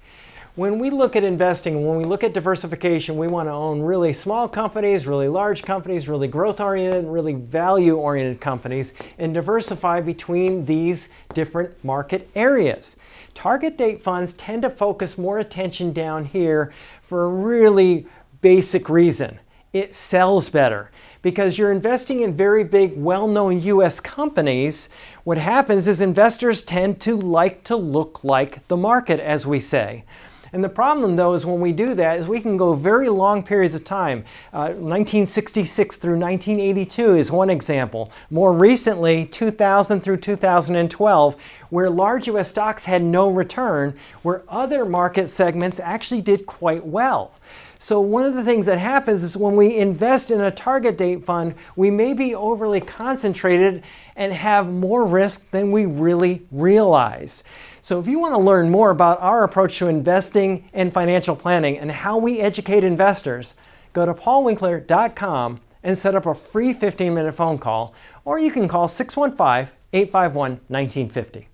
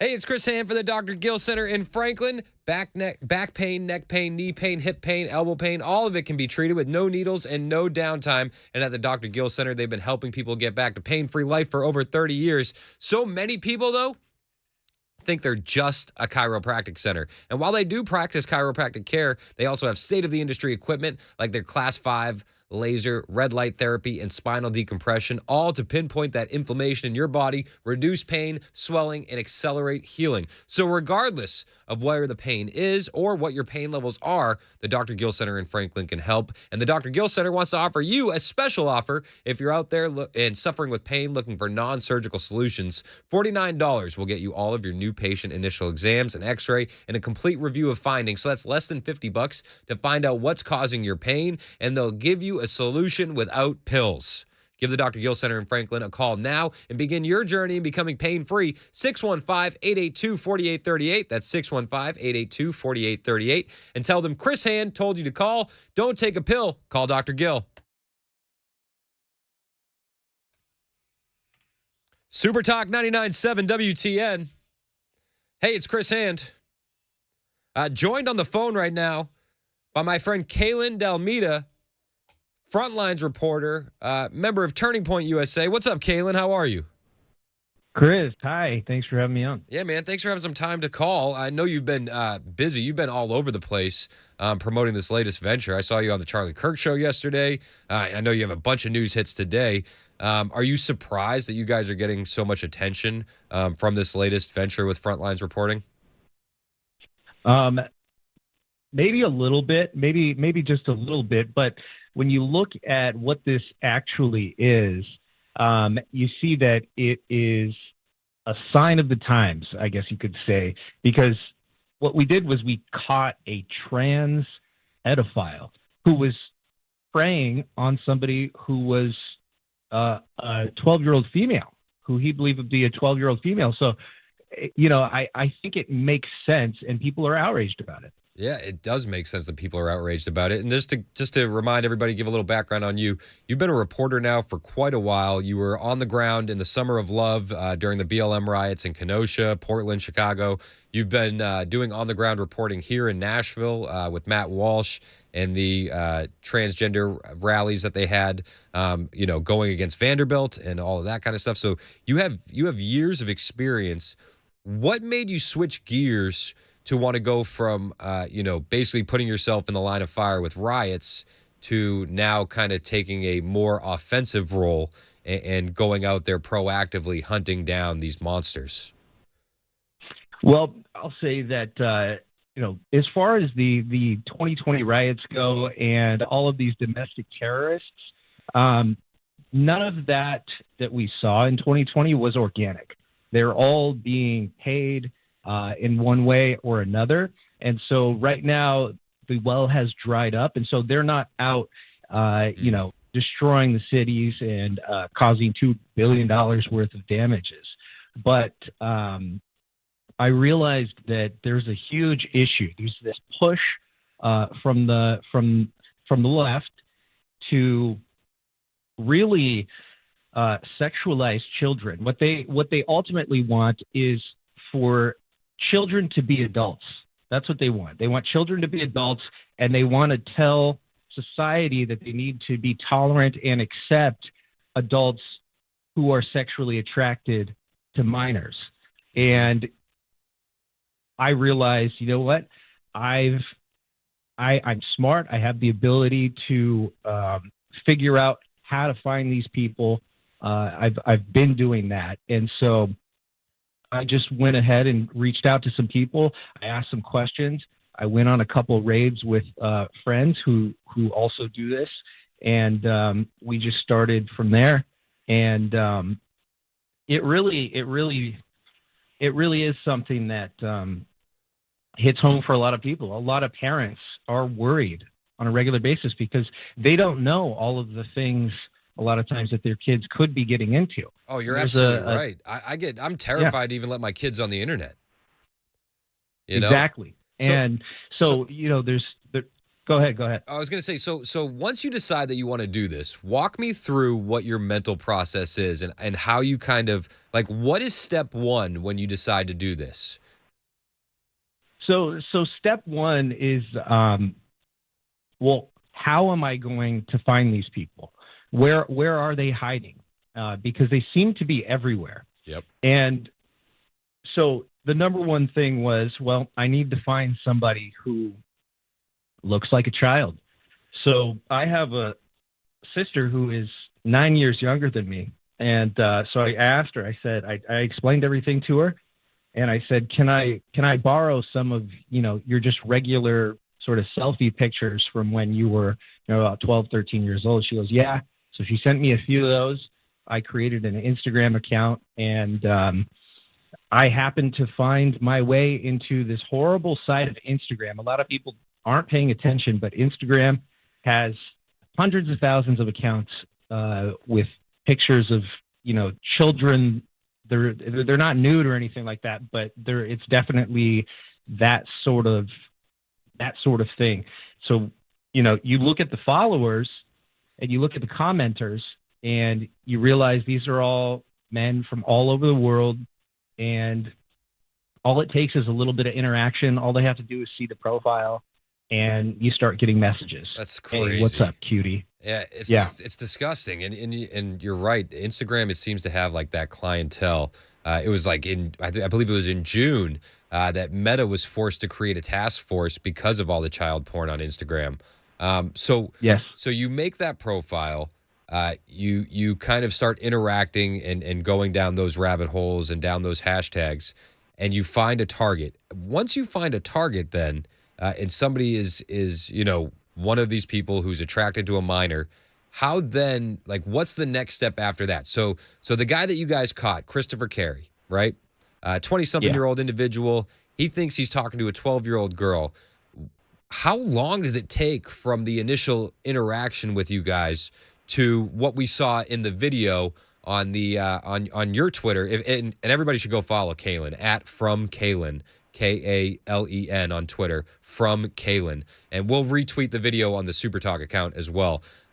So go check it out. So when you basically identify that this individual wants to meet a 12-year-old, how long does it take from what we saw in the video from when you initially identified them? So that took about 6 months. I think I started talking to that one, or Christopher Carey in particular, in February of this year. And I kind of wanted to let him know that I was there. I wasn't always having a conversation with him, but I had a good team behind me, and we found somebody who was able to actually speak over the phone with him on multiple occasions, and we recorded that. And so he fully believed that he was speaking to a young girl at that point. But it did take 6 months. Not all of the methods that are available for me to find and catch these guys will take that long. But in this case, that's just how long this one took in particular, yeah. Now, like, legally, when you do something like this, like, how do entrapment laws work with this kind of stuff? Because I know you're not affiliated with a police department. I know that everybody kind of has in their mind that, the MSNBC To Catch a Predator, he got in big trouble for this kind of stuff. There was that lawsuit. So, like, how do you protect yourself legally while you're going about this, so that way you don't find yourself, becoming sued by this pedophile? Like, what are the laws like? I don't know how that works. Well, as long as I'm not law enforcement, I can't ever be charged with entrapment of any kind. Interesting. Because I'm just a civilian. There is nothing barring me from doing what I've been doing, and the laws are pretty good, with the exception of Nebraska, I think, and maybe one or two other states.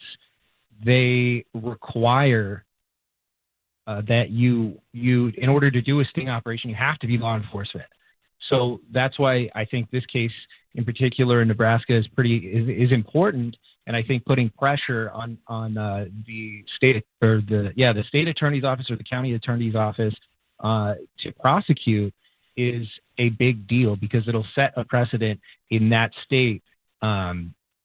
Because otherwise, you're just going to have people like Christopher Carey running around free, and who knows how many children are going to be molested or raped or kidnapped or murdered because they're not prosecuting these cases. Now, I know in the video you said that you talked to this guy. So you confront him at a Walmart. He smashes into a truck and flees the parking lot after committing a hit and run. Then you somehow lured him back to come talk to you at a Subway restaurant. And then from there, police showed up. Okay. And I don't want to give away the whole video, but like, everybody should go watch it on Kalen's Twitter account at From Kalen, Kalen, and follow Kalen because he does good work. So after you get him back and you're talking to him, the police show up. And in the video, you say that you had to go to the police department and kind of explain to them what was going on. What was that process like, and how was the police's initial reaction to you guys doing this kind of work? Well, I think that they hadn't really seen anything like this before, but they had us wait at the police department maybe for 45 minutes until they could get back to us, because they were dealing with Carey. And so I had everything already prepared. I had a flash drive that had all of the call audios, all of the messages screenshotted from the conversations over that 6-month period. And I showed them essentially the most, the worst parts that definitely showed intent, right? He talks about, yeah, I'd be willing to give a relationship a shot, but we'd have to keep it a secret, and all of the other things that went along with this. I mean, this guy is deranged. He was trying to get our decoys money. So we told him that our decoy had $2,000 in savings, and he was really concerned with that money. This is a bad guy. That's wild. So, like, not only does he think that he's talking to a 12-year-old, so like if we're operating under the assumption that he is talking to a 12-year-old, he's trying to groom her, and he's trying to, I think it was buy him lingerie. Yes. Unbelievable. So there are people out there that are actively grooming 12-year-olds and trying to take money away from them. Yeah, I don't even know. I would. It's not extortion, obviously, but it's like it's definitely some kind of. It's just all around abuse, just an abusive person, But law enforcement, they looked at all of the files, and initially they were kind of like, well, they were expecting something worse, I think, but it's kind of like, well, how bad do you need it to be? How could it be any worse? I mean, the man thinks he's going to meet a 12-year-old girl, lure her away from her parents, and drain her bank account. Yeah.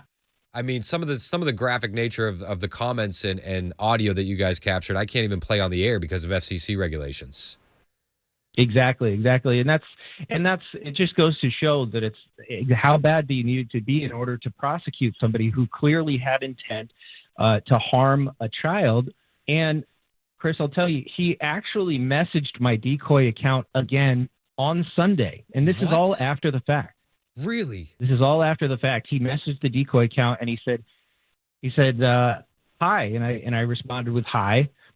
And he goes, why did you send those two guys after me after we talked about meeting up? So he's fully unaware, even after the fact of me telling him that was me. There is no 12-year-old girl named Allie. That was me. He still believes that Allie is a real person. These people are deranged. Like you said, you had a decoy talk to him. He's talked to Allie. Wow. Yeah.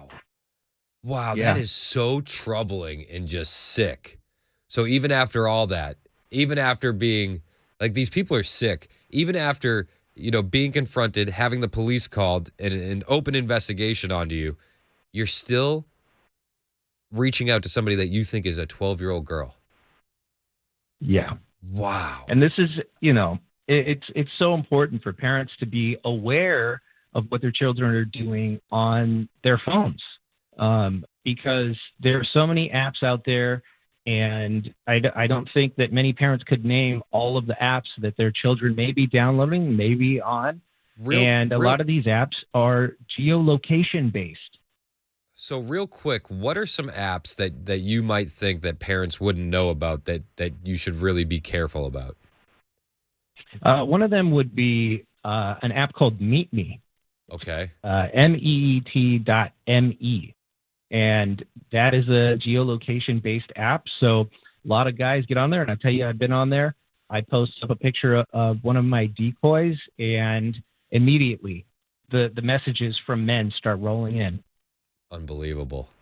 All right, hey, if you guys haven't seen this video from Frontlines Reporting and Kaylin Dalmeda, you got to go check it out. Kaylin's Twitter is @FromKaylin, or you can find it on my Twitter as well. Kaylin, thank you so much, not only for the work you're doing, but for coming on the show today. I mean, do you ever find yourself with like a little bit of PTSD from doing this kind of work? Definitely from everything in 2020.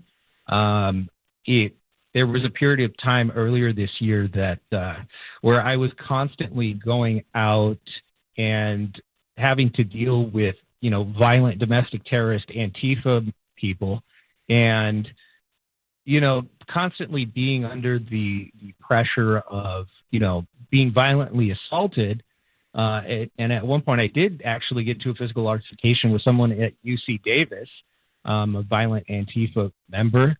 But, there was always a strategy that I held. Only go to the big stuff, because if you go to the small stuff, they're going to start targeting people that they don't recognize. So I had, a very, very good strategy. But yeah, I think some people are built for this and others are not. And so I think this is just the path that God has me on.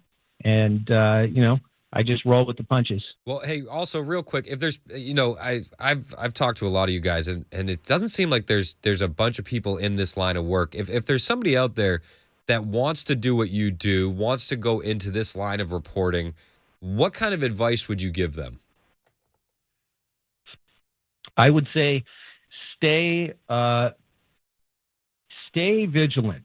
If you find something that you want to go to, if there's an event that you want to go to, a protest or something like that, just be aware of your surroundings. Make sure that you bring someone with you. Use a buddy system because you never know what could happen. Because the potential for violence at these sorts of things is kind of high. It's probable, but I would say get the best footage possible. Risk it for the biscuit. That's what I always say. Risk it for the biscuit. And a lot of times it'll turn out well because you know what? People want the truth. Yep. The mainstream media, every riot that I went to, they would show up for the first 10 minutes and then they would leave before anything ever happened. And then they would go on television and say, this was a very peaceful thing that happened. But they weren't there for everything else later in the night. Right. And so if you care about truth and you care about sharing truth, get out there with your cell phone. You don't need anything more than that. Kaylin, thank you so much for coming on the show today. Thank you for the work that you're doing. If you want to see this Frontlines exclusive, Frontlines Child Safety Unit, this confrontation they had with a pedophile, it's on Twitter, @FromKaylin, or I'll retweet it as well, @ChrisHand on air. Kaylin, thank you, my friend. Really appreciate it. Chris, thanks for having me. Yeah, man. God bless. Good work. It's 11:54. Oh, man, we're way late on Super Talk 99.7 WTN.